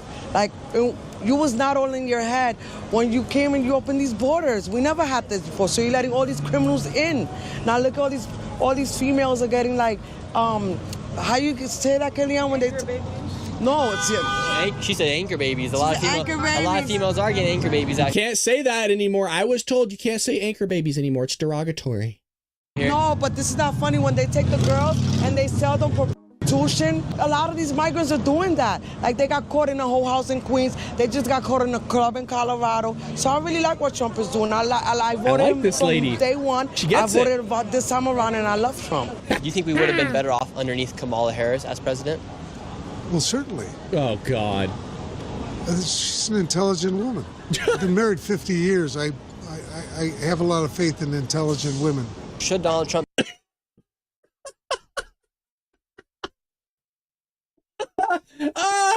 The edit was perfect. God. Oh, that was the best. I have to go back. Well, certainly. She's an intelligent woman. I've been married 50 years. I have a lot of faith in intelligent women. Should Donald Trump be able to tariff China? Not only should he be able to tariff China, he should be tariffing China. Because why not? They're taking all from us. We should take all from them. They don't care about us. Why do we care about them? Have a good day. On a scale of 1 to 10, how has Donald Trump done in his first 100 days? I think that hard question. Donald Trump is the last person that should be in office currently. Where do you think we would have gone if Kamala Harris was elected? I think that we would have more inclusivity. I work in the environment, right? So of course you do. Of course you do. Your job is meaningless. I think that we would not be cutting down the EPA. I think that we would be having more environmental regulation. And I think that our economy wouldn't be where it's at today. So, what do you think about them cutting DEI programs? I think it's terrible. I think it's absolutely terrible. It doesn't matter what you think in terms of, this person should be qualified. You should choose qualifications over a background. Like, it doesn't matter. The point of this is that, the DEI regulations are in place because people are discriminated against. And that's the only reason that that the DEI regulations are in place. And so, by the way, discrimination based on race is illegal, by the way. So if it's already illegal, why do you need another law to emphasize the fact that it's illegal? DEI in practice is completely wrong. And I'll take care of this one. I saw it. To say that there's no need to have them, I think is really short-sighted. Right now, the Democratic Party is at all-time lows as far as their approval rating. What would you guys like to see them do different in these next 4 years? I'm just going to help everybody out. Again, look, I want to be clear here. I am not the most nice-looking guy, okay? I just want to be clear because what I'm about to say is going to be kind of harsh, but it's true. Ladies, now she's not actually overweight. I don't think she is. But you gotta stop having the belly hanging out. We said this morning. Guys aren't looking this going like, oh, you sexy mama. Please this gentleman should have had the wherewithal to tell his lady, let's not have the belly hanging out and jiggling when walking. It's not attractive to men. If you were fit like the girl here, the blonde girl that you're seeing on the screen, that's a different story. So it's that 1232. This girl right here, see how the belly's not protruding? She looks good. She's fit. She's hot. Still needs the pants buckled. Weird, but you get what I'm saying. I don't mean to be rude. Look, there's guys that have the bellies out too. If you want me to hound this guy, the shirt's on way too tight, okay? But let's not. Next 4 years to gain control once again. Less compromise, like what they call compromise with the right, which is really just like an inability to stand up to them, or a lack of, I guess, it feels like very much cowardice to me, and I think it's also because a lot of the Democrats profit off of a lot of the same things, and there's. Would you like to see them move? Would you like to see them move more towards the center, or left, or keep continuing 100%. to the wokeness, so, the left? Like, scared of being too progressive, but the reality of the situation is that like people who are going to vote for Trump are going to vote for Trump, and a large part of why like Harris didn't win is because they're not appealing to like the progressive youth and people on the left who feel like even Harris was like way too far right, especially with like Israel and like supporting the military, like huge amounts of a lot of the budget going towards the military. It's like saying we'll have the most lethal military in the world. That's fucking crazy, and I think most progressive youth do not support that. So you think in order for Democrats to gain control once again, they need to go even more progressive than where yes, they're at? 100%, because they're basically like the. You have no sense of what is happening in the Democrat Party right now. Your poll numbers have never been lower. Wild. Overton window has shifted so far towards the right that like it's just ridiculous. Like the things that are considered radical or progressive are to me pretty reasonable. But we are 100 days. We talk about this all the time, and I'm glad that you all are seeing this so you know that I'm not blowing smoke up your you-know-what. When I say that the Democrats have gone further left, that they're not recognizable, they've been taken over by the progressive party, you're seeing it in real time. But you're also seeing what I've emphasized where they say that we've gone further right. You're seeing my case being made that I watch the stuff on the outside saying, this is what they say. Now you're having more receipts, more credibility here, that's what they say. The right has gone further right. No, we haven't. Lady. RFK, Tulsi Gabbard, Elon Musk, a lot of Democrats have come to the Republican Party because it's more of a recognizable party to them than what the Democrat Party is, because we've actually gone more center, which I don't like, by the way. I'm a fiscal conservative, a registered Republican, but I'm a registered Republican because there's no conservatives out there that's of a party where we could win. The Republican Party is the party that holds closest to my values. With that being said, we've actually come more center than anything, closer to what a Democrat Party used to be. And that's why I've always mentioned, if you go back to listen to Bill Clinton's speeches, or hell, even Barack Obama in 2006, 2007, you would hear him say things that sound Republican, by the way. So I don't know what that lady's talking about, but she don't have her head on straight. Days into Trump's presidency, what's your favorite or your least favorite thing that's happened these past 100 days? I don't have a favorite thing, but I think he's doing a lot of good things. My least favorite thing would be this situation with the guy, I forget his name, that was sent to El Salvador, and he's an American citizen, a Spanish guy. That's scary for the rest of the American people. And what if I told you that he's actually not a U.S. citizen, he's a citizen of El Salvador? Would you believe me? I would look it up. Is he? He is a citizen of El Salvador. When did all of this come out? It's been out for a while now. Oh, okay, so I'm uninformed. Fake news, as Trump says. So how do you feel about the tariff war that's going across? That is an open-minded woman, by the way. A very open-minded woman to say, hey, is that true? You know, hey, okay, I was wrong. See, nothing happens. Nothing happens for you saying that you're wrong. I'm wrong all the time. I'm wrong quite often. You learn and you move forward. That's what we do as human beings. We learn and we move forward. You have to accept the fact that you're going to be wrong at times, including myself.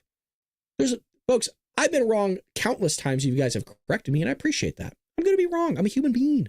Not perfect. That's happening here in the United States. Well, we'll have to now? The last time our country was really strong, we had 25% tariffs, so we have to do something. I don't know, the 150% is pretty far out there, but... And are you happy with what Donald Trump's been doing in his second term? I am, very much. And why do you think you're seeing such a rise in opposition, especially with Doge? A lot of people are angry at Elon Musk. Well, I don't know, they must be afraid of what he's uncovering, right? Saved a lot of money so far. And if somebody comes in the country illegally without receiving due process, should they be able to be deported without receiving due process going out? If they can prove they crossed illegally, I'd say yes. We're 100 days into Trump's presidency. How are you feeling?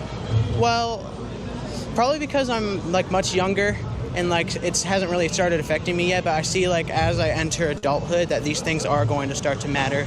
And I've been viewing some of the executive orders and I think they're pretty good.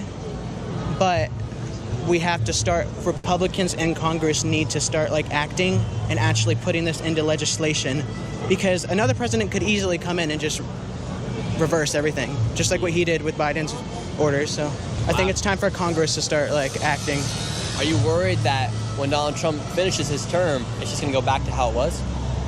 Yes, but we do have a lot of time because we just started. So we are 100 days into Trump's presidency. How are you feeling? I don't really care about Trump, on lie. You think he's doing a good job, bad job? I be half-half. I feel like he say things that need to be said, but the way he say it is it's borderline, it's offensive. How do you feel like he's done with the migrant crisis so far with his first 100 days? It's harsh. The people that came over here from gangs and stuff like that, I feel like they need to go back where they came from. I think once they opened them floodgates, that was when all the issues started. Now, like I say, we had issues already. But once they opened the floodgates, it was all right, well, we got gang wars, we got gang leaders, we got stuff like that. So all that shit got to go back out. We already got enough of that here. We don't need it from another country. Plus, they play by different rules. They chop people up. Not to be biased or nothing, but they play by a different set of rules. Yeah, we shoot each other, we stab each other. They chopping bodies up, leaving them in fields. They raping out women. That shit got to go. I ain't going to excuse my language, but that got to go. What's been your favorite Doge cut so far? My favorite Doge cut, it's hard to pick one, I guess, in particular. I think the entirety of USAID. It's funny, the USAID began as, in essence, a CIA project to try to get the spread of communism to stop. And yet, since communism fell in Russia, it seems like it's more devoted to spreading socialist ideology in various parts of the world. The level of corruption and the amount of money that the Democrat Party was, in essence, sending to their favorite people through government grants, through things like USAID, to various NGOs, non-governmental organizations, that serve their interests is shocking. They were basically getting around a lot of limitations of what the federal government can do by just funding entities that do it for them. And another big thing was Elon Musk. Now he's a head of Doge. Elon Musk used to be a Democrat. Now he's a Republican. Why do you think there's so much hatred towards Elon Musk? Well, the sting of betrayal is the most sharp of all, isn't it? So I think for them, they love the fact that he was producing all these electric cars and all these other, hippy-dippy efficiency things. And yet now that he's sort of woken up and seen the light, they hate him. But I think he's very emblematic of the evolution of politics in America now, where a lot of people who were extremely or somewhat liberal even 10 years ago are now very, very much not. It could have been Joe Rogan, it could have been Elon Musk, it could have been any number of people that have appeared with Trump, including, all those billionaires that they suddenly hate that showed up at the inauguration. Well, guess what? Most of those are historic Democrats. Many of them were funding or supporting Trump being not reelected in 2020, like Jeff Bezos and the Washington Post, or Zuckerberg, who was banning right-wing content as most recently as 2021. Just to give, at most recently, as of this week, he's still doing it. People are still getting banned and removed off Facebook, by the way. It's still going on. So I like this guy. I'm not beating him up. It's just, you got to be really into it to know that Zuckerberg's still pulling this crap. And now suddenly they hate billionaires? Where's the hate for Soros? Where's the hate for all these billionaires that were on their team when they were on their team? Funny how that works. And if you enjoyed this video, and check out Nick Shirley. I'll be actually sure to link his video in the chat. It's funny how Bernie Sanders, the Waltons, the billionaires, but yet you're willing to take Soros's money all the time. So it's always interesting how that works out, isn't it? That they'll say the billionaires, all these people are corrupt, blah blah blah, but it's fascinating that that's the case. We're gonna watch this next one really quick here, and I might actually increase the speed of the video. We'll see. but I wanted to make sure I get to this, where Caroline Leavitt opens up a whole new White House press briefing area for just new media only. So it'd be nice if we can get in here. There's clearly seats open. I would love to be a part of this. But before we do that, I guess Laura Loomer has come over and has questioned. You remember this guy this morning? The guy that's trying to impeach Donald Trump? The guy that we thought was an SNL skit? Well, here he is today. File impeachment. Wait, Congressman, one more time. Did you file impeachment articles against President Trump to get out of your nearly $800,000 of campaign debt? You have a history of scamming people. Are you scamming the American people?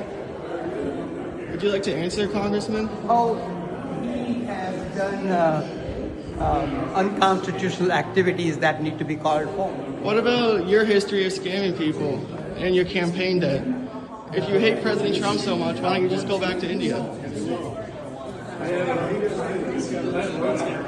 I don't think that last statement needed to be made, that whole like, well, why don't you go back to India type thing. I don't think that statement needed to be said, but he should have, if you're going to try to impeach a president, you should at least take time to advocate for the thing that you're doing in front of the media. But, this is what they do. They're cowards, and they don't actually represent anybody other than themselves and the people that are giving them a bunch of money. So here's Caroline Leavitt for today's White House press briefing. This was today. Good afternoon, everybody. She looks good, doesn't she? Looking great. Thank you so much for coming. This is our second official influencer briefing here at the White House in the beautiful South Court Auditorium. And as you can tell, in the White House, we are fully embracing new media. Trust in the mass media has fallen to record lows. Tens of millions of Americans are turning elsewhere to get their news and their information.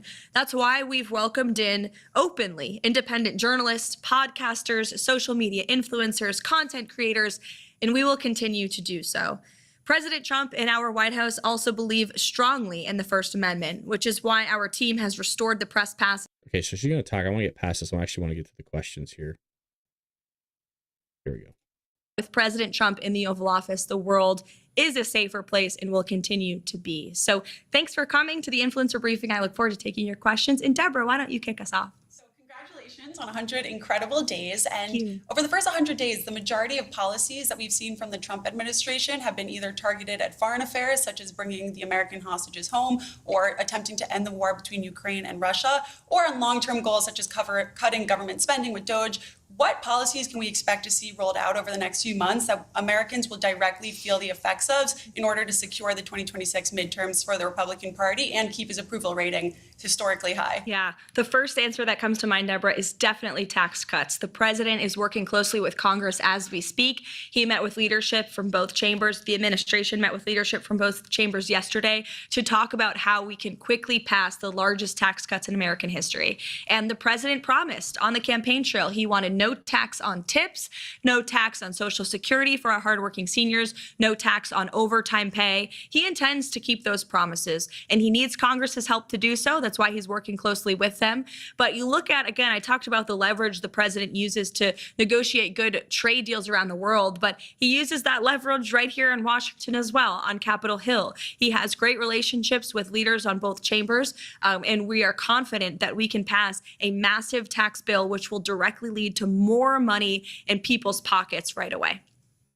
Sure, go ahead. Yeah, so the president has really wanted to end the war in Ukraine for a long time now and has been working on that in the first 100 days. We've seen President Zelensky come here, as well as the president meeting with President Zelensky just in the last couple of days. I'm wondering where those talks stand and if the president is optimistic that conflict is going to wrap up shortly. The president is optimistic yet realistic about the incredibly complicated and unfortunate situation happening with Ukraine and Russia.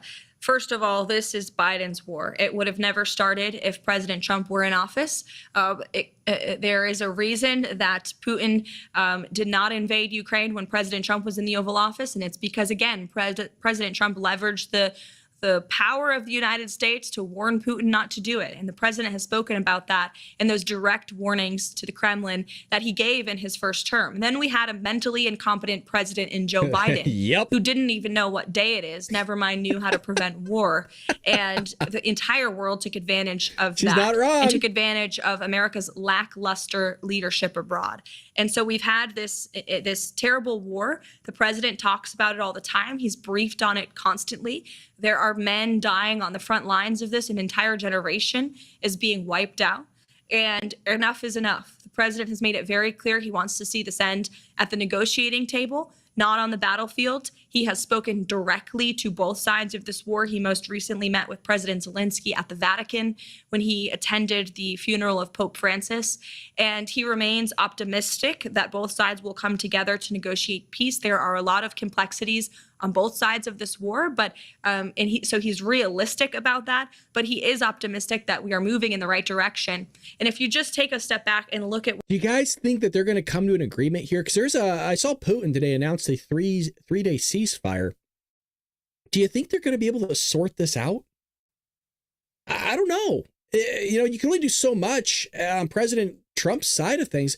At the end of the day, if they want to kick the shit out of each other, they're just going to kick the shit out of each other. I mean, what are you going to do?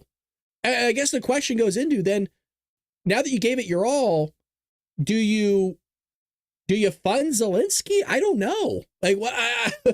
Or you just let him get steamrolled and say, hey, the EU, why don't you start funding this since the guy's on your doorstep right now? It makes sense that you actually support the whole thing. I think this. If Trump walks away, man, look, guys, they've said it. I forget who was in the European Union that mentioned it about potentially putting boots on the ground. This could escalate if things don't want to get fixed. It's kind of spooky because it doesn't know. Could this turn into more of like a World War II scenario where it was just mostly Germany kicking the crap out of everybody else and Churchill begging FDR to get into the mix? And FDR wouldn't do it because he said, look, the American people don't want this. We're not going to do it. It's not our war. It's all the way over there. And we're all the way over here. And we're just not going to get in the mix of things. And then you have Japan doing the Pearl Harbor. That got us into the Pacific. And then once the Pacific started rolling, well, then that kind of got the ball rolling for us to get into the, the region over there with the Germans and the French and, everybody else, Normandy, all that other stuff. You know what I'm saying? We don't need a history lesson here. But it could spiral out. Very well could. Where we are now, where you have concessions from both sides publicly, where you have ceasefire proposals from both sides. The president's made it clear he wants a permanent ceasefire first, but you actually have the United States talking to Russia. You have the United States talking to the Ukrainians on a daily basis, communicating with both sides. Look at that compared to where we were when we came into office, where neither side was talking. There was just one approach to ending this war. No one was really talking about a peace deal. We were just talking about continuing to send blank checks to continue funding the fighting and the killing. This war has been a meat grinder. Young men are dying. Women and children are dying as a collateral result of the military conflict, and the president wants to see it end as quickly and soon as possible. And I can tell you, watching firsthand, he has exuded a tremendous amount of effort into this war. He's getting frustrated with the amount of effort this has taken, and he's made that clear to both sides. But he remains optimistic that we can get this done. Brendan. I was wondering if you'd indulge me in a quick round of Trump trolling or Trump truthing. Sure. Wow, I forgot her name. She used to do work for the Daily. I want to say the Daily. This is going back like 5 years. I want to say she did work for the Daily Wire for a short time, or the Blaze. I haven't seen her in quite some time. She left and started doing her own thing. I can't remember her name. It's been a long time. Love it. Rapid fire. Greenland joining America. Definitely Trump truthing. Canada becoming a 51st state. Trump truthing all the way. And the Canadians would benefit greatly, let me tell you that. Eliminating the IRS? I think that is an optimistic goal, and the president, so I would say we're on the side of truthing there for sure. And the president, again, wants to see tax cuts, and he wants to see this massive revenue that we can gain from tariffs as well, which will create the external revenue service. So that's a definitive goal for sure. And most importantly, Trump 2028. Trump trolling, although the hats are flying off the shelves. Yes. Link, go ahead. So one thing I've noticed in the first 100 days is that the White House is crawling with kids. You have a young, beautiful baby boy. There are babies everywhere. There's so many young folks on staff who have kids. But the last 4 years under Joe Biden, parents were really stressed and ravaged. They had to take on 2 or 3 extra jobs. Depression rates were up. Suicide rates were up. You're a very high-profile young mother who seems to juggle and balance it all beautifully. What advice do you have to young parents out there who are starting their careers, having kids, building families, and trying to find that balance so desperately? Yeah. It's actually a really good question. Because all of us are trying to figure it out. I don't have kids, but I know there's people out there that they're just trying to figure it out. You've all had kids yourselves, and look, you don't know everything, and you're trying to do the best you can and make the best decision you can, not just for yourself, but for your kids and your husband and your wife and all that stuff. This is a very good question because she's in a high-profile position, like you mentioned, and she probably works ungodly hours. Kayleigh McEnany's talked about this in her book, where she tried to juggle both. She lived in Florida. Her husband played for the major leagues, the MLB, and I think he played for Tampa Bay Rays or something like that. And then she's up in Washington all while having a kid. I mean, it's a great question. I think a lot of Americans would love to hear her answer about this. Well, it's a great question. And first, to the heart of your premise, it's true. The president has empowered not just me as a young mother in this role, but there are so many new moms and dads on our senior staff in the West Wing, but also across the entire administration. There are working moms and dads who are owing our country public service for President Trump while raising young families. And the president really empowers us to do that. And I commend him for that. He doesn't get enough credit for it. But as for the president is implementing policies every day to uplift young families and young people. He talked so much about young people and talked directly to young people so much on the campaign trail. It really, I think, inspires him when he is around young people in a young audience. And he wants to restore the American dream for the next generation, not just our generation of young folks, but our children and our grandchildren. What does that look like? Home ownership, the ability to afford a home, to live, to have a good paying job. That's part of this effort to onshore jobs, because you have an entire generation going to these incredibly expensive and liberal higher education universities, coming out saddled with debt and then unable to get a good paying job. The president wants to put an end to that, and so that young people can provide for their families and truly live the American dream. So to young people around the country, the president hears you, he sees you, he loves you, and he wants to uplift you. And all of the policies he's implementing every day are to provide a more prosperous and safe and free America for future generations. I think she could have gave a better answer. She answered the first part really well in the sense that there's a lot of kids running around, but I think she could have answered the question better on her part as a working mother. Like, how does she actually balance it? How does she find the time? And I think that's really needed for a lot of Americans right now, especially young men. There's not enough older men like all of us, you guys in the chat, Pat, Jeff, Jason, like all the guys in the chat, Shib, all of us, you guys, young men need more of us, more conservative men to lead them and give them advice and steer them in the right direction. And I think it builds more of a responsibility on us to make sure that we act appropriately. It doesn't mean we're going to screw up, you guys. Look, I am not holier than thou. I've always said I'm not better than any of you guys. I will never be better than any of you guys. I'm a sinner. I'm not a great person. I try to be a great person, but in my mind, I'm not that great of a person. But I think you understand what I mean is that we need to give guidance to these young men and women, to be fair. You would hope that the parents would be doing it. But look, if you're commenting the fact that, hey, you're going to college, spending $125,000+ to go to NYU for a freaking liberal arts degree, you're out of your damn mind. Go to a community college, work while you're in community college, work at In-N-Out, Starbucks, hell, I don't care. Pay for it so you're not driving yourself into debt. You got your AA degree, then go to like a state school. Go to something cheap. You don't need to go to spend $100,000 on this crap, even for an accounting degree, which I was. I'm not going to folks, I paid like $2,000. I think it was a semester, $4,000 a year for my degree. I came out, fine. Got the same job as those that went to private school, UCLA and USC. Same exact job, same exact firm. And they were all in debt and I wasn't. I went to a state school, Cal State Long Beach, working in the same job as somebody that went to USC and UCLA that paid $25,000 plus a year, semester, or whatever. You're welcome. It's crazy. Sure. Nice to meet you. Hi, Caroline. you Thank too. you so much for the time. Sure. Tagging off of Link's question about young people, one of the most pressing challenges for Gen Z right now is the lack of home ownership. As of 2025, I believe the median age is 38 years old of first-time home buyers, which is, a hindrance to starting families for a lot of people. How does the Trump administration plan on tackling this in the next 4 years? It's a major issue. As you mentioned, that's directly impacting young people and young families. And the president is, I think, tackling it head on already.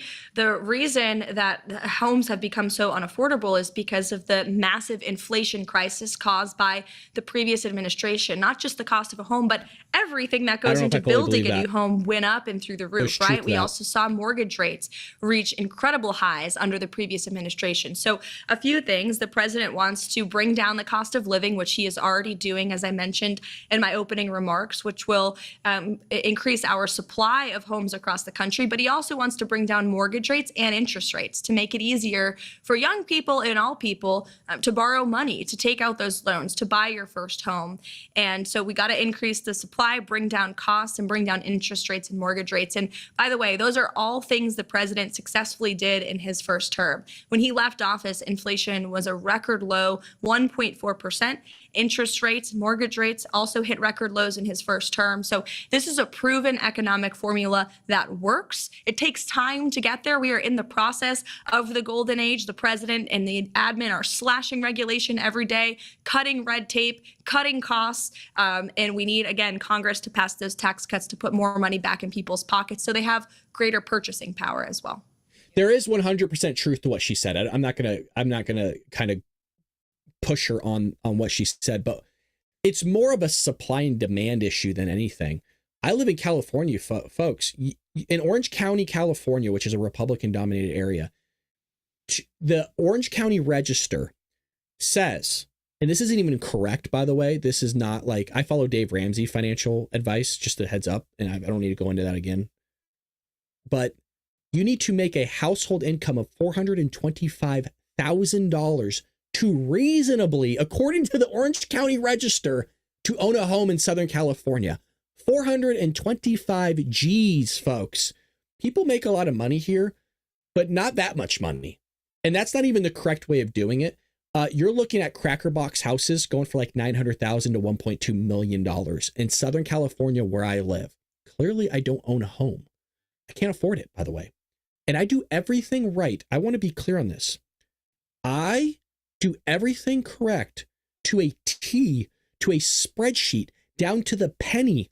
And I'm looking at you straight in the face, and I still can't afford a home properly in the state of California.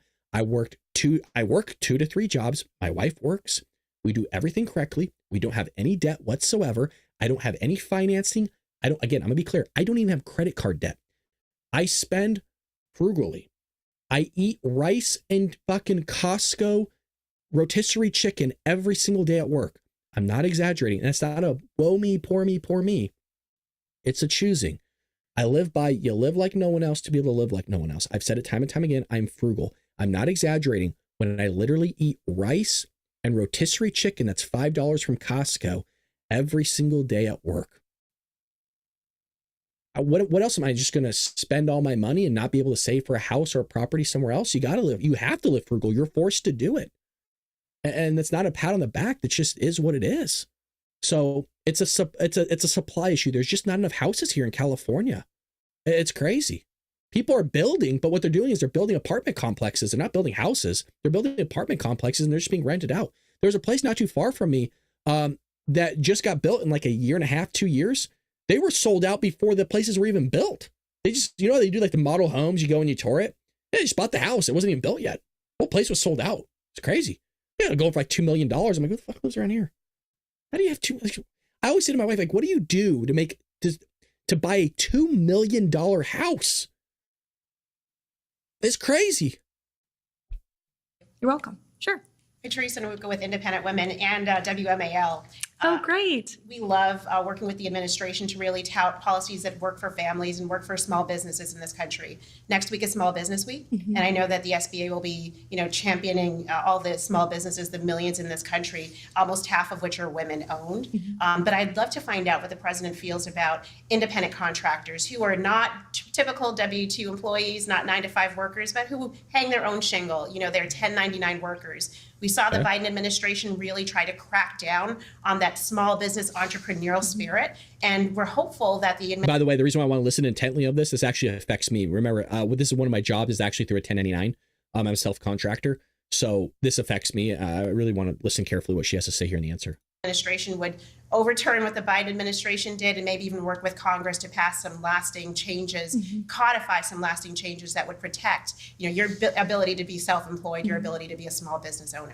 Well, the president is a businessman at heart himself, right? He's a real estate developer, and I think that's a large reason the American people elected him the first time and the second time, because they trust in him. And small businesses are the backbone of our American economy. I come from a small business family myself, and the president knows what small business families need and independent contractors need, entrepreneurs need. You need less government in the way. You need less regulation. You need low energy costs, low taxes, a low cost of living, a low cost of goods. And that's exactly what the president is focused on doing, while simultaneously effectively leveraging tariffs to protect our middle class and our working class and our manufacturing base. You look at our auto industry, think about Michigan. That's a tough one. That's a tough. Look. I always made the pledge. I'm not going to lie to you guys. That was an oopsie on her part. You're talking about business owners. The tariff doesn't help business owners necessarily. It's actually going to cost you more money. And I can actually explain that. Even if you were to hire American workers, right, your labor just increased, and you have to pass that on to the consumer in some way, shape, or form. You might be able to eat some of the cost, but you actually shot yourself in the foot. Tariffs don't necessarily help business owners or people trying to start up businesses. You actually make things more expensive, sometimes to the point where you actually have to close down your business in some way, shape, or form because you can't actually get the product from somewhere else. I don't know why she went this route. It's a really odd angle to me with the tariffs to small business owners, those that have the 1099s, the self-contractors. A very weird angle. Michigan. It used to be the heartland of the auto industry of the world. It was the auto capital of the world. And unfortunately, so many of those jobs have gone overseas. And so the president wants to protect good paying jobs here at home and unleash the might of our economy for small business owners. And that includes removing red tape and cutting taxes. And as for independent contractors and what the president would hope to do with Congress, we'll definitely check back in on that and get you an answer, because it's an important question. You're welcome. Sure. Okay. So talking more about I thought when she was talking about tariffs, and clearly I got this wrong, so I apologize, but at least I admit it, is I thought she was correlating the tariffs to the 1099 contractors, but also it is true, like the small businesses, it's a very odd angle to take the tariffs and supporting small businesses. I don't know if I fully am on board with that. I think there's some angle that I could find there to agree with her on. But it is damaging to small businesses in the tariffs. The hope is to bring manufacturing back to the United States. Please understand that I do support that. But that dips into your margins when you're hiring American workers. Case in point, I could actually give it to you, is here in Southern California, where they were increasing fast food labor, the workers' wages to $20 an hour. And there was McDonald's owners, franchisees, small business owners, by the way, that were saying, look, we just can't stay open. I can't afford to have that kind of price increase and pass that on the consumer. There's no way I could stay afloat. My margins are going to be eaten up by that labor increase, and they had to close down. So there's a lot of small business owners. People think they're super wealthy because they own a bunch of McDonald's or Taco Bells, and they had to close down because of that labor increase. So when you hire American workers, they price themselves out of the market, which they're doing, by the way. You have nothing. And that's why Thomas Sowell says that the end result of minimum wage, guess what, is zero. It's no job. Because at some point you're going to price yourself off so far where you offset that in some way, shape, or form by either the business closing down or you losing your job altogether and getting a lot of part-time work, or just hiring your staff and trying to manage it yourself. Will, up to the National Pulse. You kind of gave us an overview of negotiations between Ukraine and Russia 100 days in. What would the next steps look like, though, if we don't reach an agreement by, say, this summer? And also, can you give us an update on the rare earth minerals deal with Ukraine? And is there any kind of response from the administration to Greenlandic Foreign Minister Vivian Motzfeldt, some of her comments about maybe seeking aid with China? Sure. To your first question about the critical minerals deal, the president is confident that will be signed. Ukraine needs to sign it. They should sign it. It's not just good for the United States to recoup the billions of tax dollars we've spent and onshore some of those critical minerals, but certainly it's good for the Ukrainian people when this war is over to rebuild their country. It's an economic partnership between the United States and Ukraine. That's what the president envisions, and he wants Ukraine to sign that deal. He's confident that they will. As for what it would look like later down the road, I don't want to get ahead of the president, obviously, but again, I will reiterate, he's increasingly grown frustrated in the amount of time our Secretary of State recently said, there's not much more time or effort the United States has to give to this effort, and so we need both sides to come to the table to negotiate. As for Greenland, we got our own problems, by the way. I hadn't seen those comments. If true, I'm sure they are. Certainly an interesting strategy to cozy up to communist China. Greenland needs the United States of America. We subsidize their national security and their defense. And the president has rightfully pointed out the great strategic importance that Greenland serves for not just our national security and economic interests, but for our country and for the world as a whole. And we can't allow Chinese or Russian influence to continue to infiltrate places like Greenland or the Panama Canal, I may add. Into the back. By the way, can I just point out, this is 1,000 times. Am I still live right now? Did I lag? Hold on a second. Are we still good? Can you guys still hear me? Uh-oh. I think either my internet went out, or am I still live right now? Of a stock market. Oh, my camera froze. Okay, my camera froze, so we're still good. So you can still hear me. Audio's good, but my camera froze, but this is still working. That's weird. I'll try to figure out my camera in a second. But yeah, the video froze, but I'm still here. What I want to say is this is 1,000 times better than the actual White House press briefing. These are really good questions, and I'll try to figure out my camera in a second. I don't know if it's going to come back on. We'll see. All-time high, and specifically in relation to the midterms. And it seems like a lot of folks, when Trump was elected, they thought that stock market goes up. He really cares about that. He uses it as a measurement of the economy. It's gone down, but it's still up, over the last 12 months or so. So how much of that is playing into some of the economic policy decisions? I think the president has spoken on this. He said the stock market gets yippee, but he doesn't get yippee. He trusts in his economic agenda and formula, obviously. And, Wall Street made out very well in President Trump's first term. President Trump also wants to look out for Main Street and do what's best for both. So I think the president right now, his main focus, what drives him to make decisions is what's best for the working class Americans, for the American worker, for the small business owner, for American families. And he's trying to correct the wrongs of the last several decades, not just the last 4 years with the economic and inflation nightmare caused by the Biden administration, but of the unfair trade practices that have ripped off our country for a very long time. So look, the stock market goes up, it goes down, but President Trump has a goal, he has a vision, and he's remaining very much committed to that. So thank you so much, everybody, for joining today. So I think we'll end it there as well. As you can see, all my buttons still work. It's just my camera's not working, and that's okay. As long as you could still hear me, that's what's most important, is not somebody's image, but their voice. And, we've been streaming for over 3 hours, mind you, and I'm sweating so bad. My shirt is drenched. Oh, so sexy. But I love this format. I would hope that she would have opposing viewpoints. I saw some of you writing that in the chat. I think it was Q that mentioned that. I wonder if she'll have opposing viewpoints in there from influencers. And I think she should. I think they should be able to have their voice heard as well. But I love this format. There is actually, just so you're curious, I did have a whole nother White House press briefing queued up for another 30 minutes, but the camera's frozen. It probably overheated because it's freaking hotter than Africa in this closet. Dude, I'm sweating my ass off. I think it's always fun to know how somebody's feeling and going through, because you never know.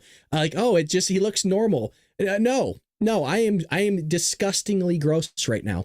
But I appreciate all you hanging out, and everybody that contributes to the show and helps out and volunteers their time. I just want to say thank you to everybody. I appreciate you guys, everybody, from the bottom of my heart. Thank you to everybody that's a member here. Thank you to everybody that contributes their hard-earned money to the show. We're going to continue to grow. We're going to continue to fight YouTube and try to still hit 100,000. They will not let me advertise, by the way.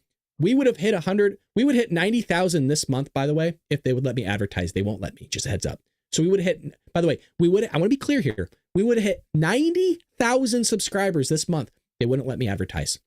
So we're fighting them. We're still trying to get things working, but we're over at Rumble. Appreciate all you guys. And nonetheless, we'll be back here tomorrow morning, 6 a.m. Pacific Standard Time for the Bald Brad Show.